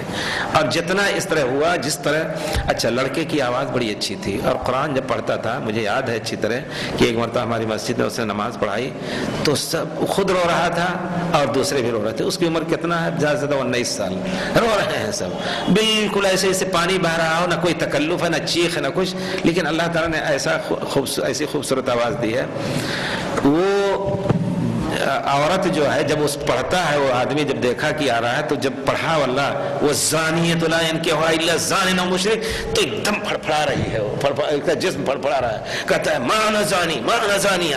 وہ کہتا ہے میں زناکار نہیں ہوں، میں زناکار نہیں. یعنی گویا یقیناً اثر ہوتا ہے قرآن کے ذریعے سے اگر پڑھا جائے. اور الحمدللہ کہتے ہیں کہ ایک آدمی تھے، انہوں نے کہا کہ قرآن جب پڑھتے رہیں گے تو آہستہ آہستہ ایسے کمزور ہو جاتے ہیں کہ پیر کی طرف سے پگھلنا شروع ہو جاتے ہیں. جب دل تک پہنچا پگھلنا تو مر جاتے ہیں اور چھوڑتے بھی نہیں ہیں. کہتے ہیں اگر ہم آج چھوڑ دیں، ابھی تو آپ کے ساتھ وہ کامیاب ہونے کی امید میں رہتے ہیں اور جنگ کرتے رہتے ہیں آپ سے، آپ کتنا پڑھیں گے؟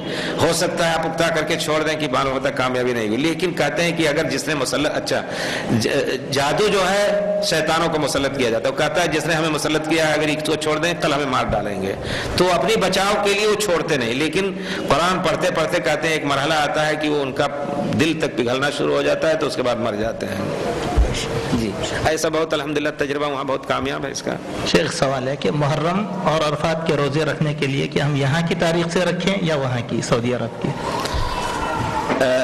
تاریخ جو ہے اللہ تعالیٰ نے فرمایا یسألونک عن الأہلة قل هي مواقیت للناس والحج. لوگ پوچھتے ہیں چاند کے بارے میں تو اللہ تعالیٰ نے کہا کہ یہ وقت جاننے کے لیے ہے اور چاند کے ساتھ آپ کے مہینے بہت سے مسائل میں مربوط ہیں جس میں روزے رکھنے کی بھی ताकीद पर रसूल ने फरमाई है, सूमू लिरुयती व अफ्तरू लिरुयती, चाँद को देख करके रोजे रखो और चाँद को देख करके रोजे तोड़ो।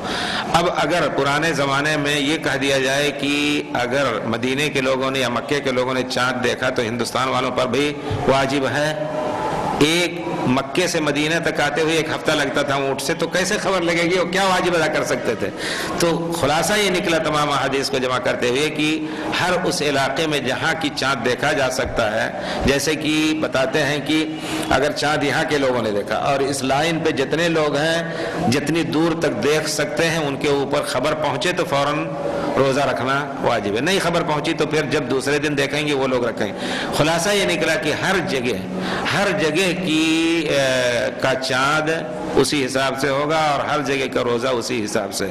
जिस तरह आप ज़ोहर की नमाज सऊदीया के 2 घंटा 2.5 घंटा पहले पढ़ते हैं, क्यों पढ़ते हैं? आपने कबूल किया कि दिन आगे पीछे होता है, इसी तरह वो भी एक दिन आगे पीछे हो सकता है। गोया मुहर्रम है या रमज़ान है, अशरे रमज़ान है, सब कुछ, और ईद उल अज़हा ईद उल फितर अपने मुल्क के एतबार से उनको करना होगा। इसमें ज़रूरी है कि लोग नौजवान निकल करके देखें, ये भी एक शरई चीज़ है। हर महीने में कोई ऐसी कमेटी हो हर जगह कि वो जा करके देखें। यकीनन नौजवानों को लगाइए। हज़रत अब्दुल्ला इब्न उमर कहते हैं कि हम लोग छोटे थे, कुन्ना नतरा अल हिलाल, हम जा करके मिल करके देखते थे चाँद। ये चीज़ की कमी है, अगर इस तरह हो जाए तो इंशाअल्लाह मसला आसान हो सकता है। शेख सवाल है कि इन्नल्लाह व मलाइकतहु युसल्लूना अलन नबी या अय्युहल्लज़ीना आमनू सल्लु अलैहि व सल्लिमू तस्लीमा।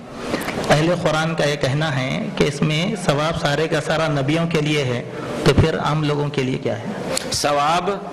जी, युसल्लूना अलन नबी, रहमतों की जो बारिश है वो सिर्फ नबियों के लिए है जी, तो फिर लोगों के लिए क्या है?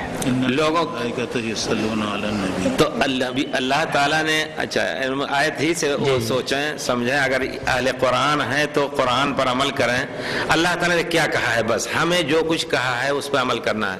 अल्लाह और उसके फरिश्ते अल्लाह पर, अल्लाह के रसूल नबी पर सलात अपनी दुआ और भेजते हैं, अल्लाह भी भेजते हैं, अल्लाह के लिए अल्लाह रहमत भेजते हैं और फरिश्ते दुआ करते हैं। या अय्युहल्लज़ीना आमनू सल्लु अलैहि, ऐ मोमिनो तुम भी सलात पढ़ो उनके ऊपर। अल्लाह ने हुक्म दे दिया। इस हुक्म को अल्लाह ताला बेकार में नहीं दिए हैं कि तुम्हें ऐसे ही पढ़ लेना। तुम्हारे एक एक काम का अल्लाह ताला ने वादा किया बदला देने का। उस वादा को अगर तुम ईमान लाओ और न जा करके किसी समुद्र में गर्क हो जाओ, अगर ईमान लाना है तो इस पर ईमान लाओ। प्यारे रसूल ने फरमाया मन सल्ला अलैहि मर्रतन सल्लल्लाहु अलैहि बिहा अशरन, जो शख्स मेरे ऊपर एक सलात पढ़ेगा अल्लाह ताला उसके ऊपर 10 रहमतें भेजेगा। प्यारे रसूल पर भी रहमतें भेजता है, तुम्हारे ऊपर भी भेजेगा। तुम कहते हो कि नहीं ये सब अंबिया के लिए है। अल्लाह के बंदे, तुम अल्लाह का जो हुक्म है उसको अदा करो, अल्लाह ताला तुम्हारे इन्नल्लाह ला युज़िउ अमला आमिलिन मिनकुम। लेकिन मुश्किल यह है कि अजमी लोग कुरान ना समझना जानते हैं और न अरबी समझना जानते हैं और दावा कर लिया कि हम सिर्फ कुरान से अपने दीन को लेंगे। बेचारे, हम यही कहेंगे कि ये लोग बीमार हैं, इनके लिए दुआ कीजिए।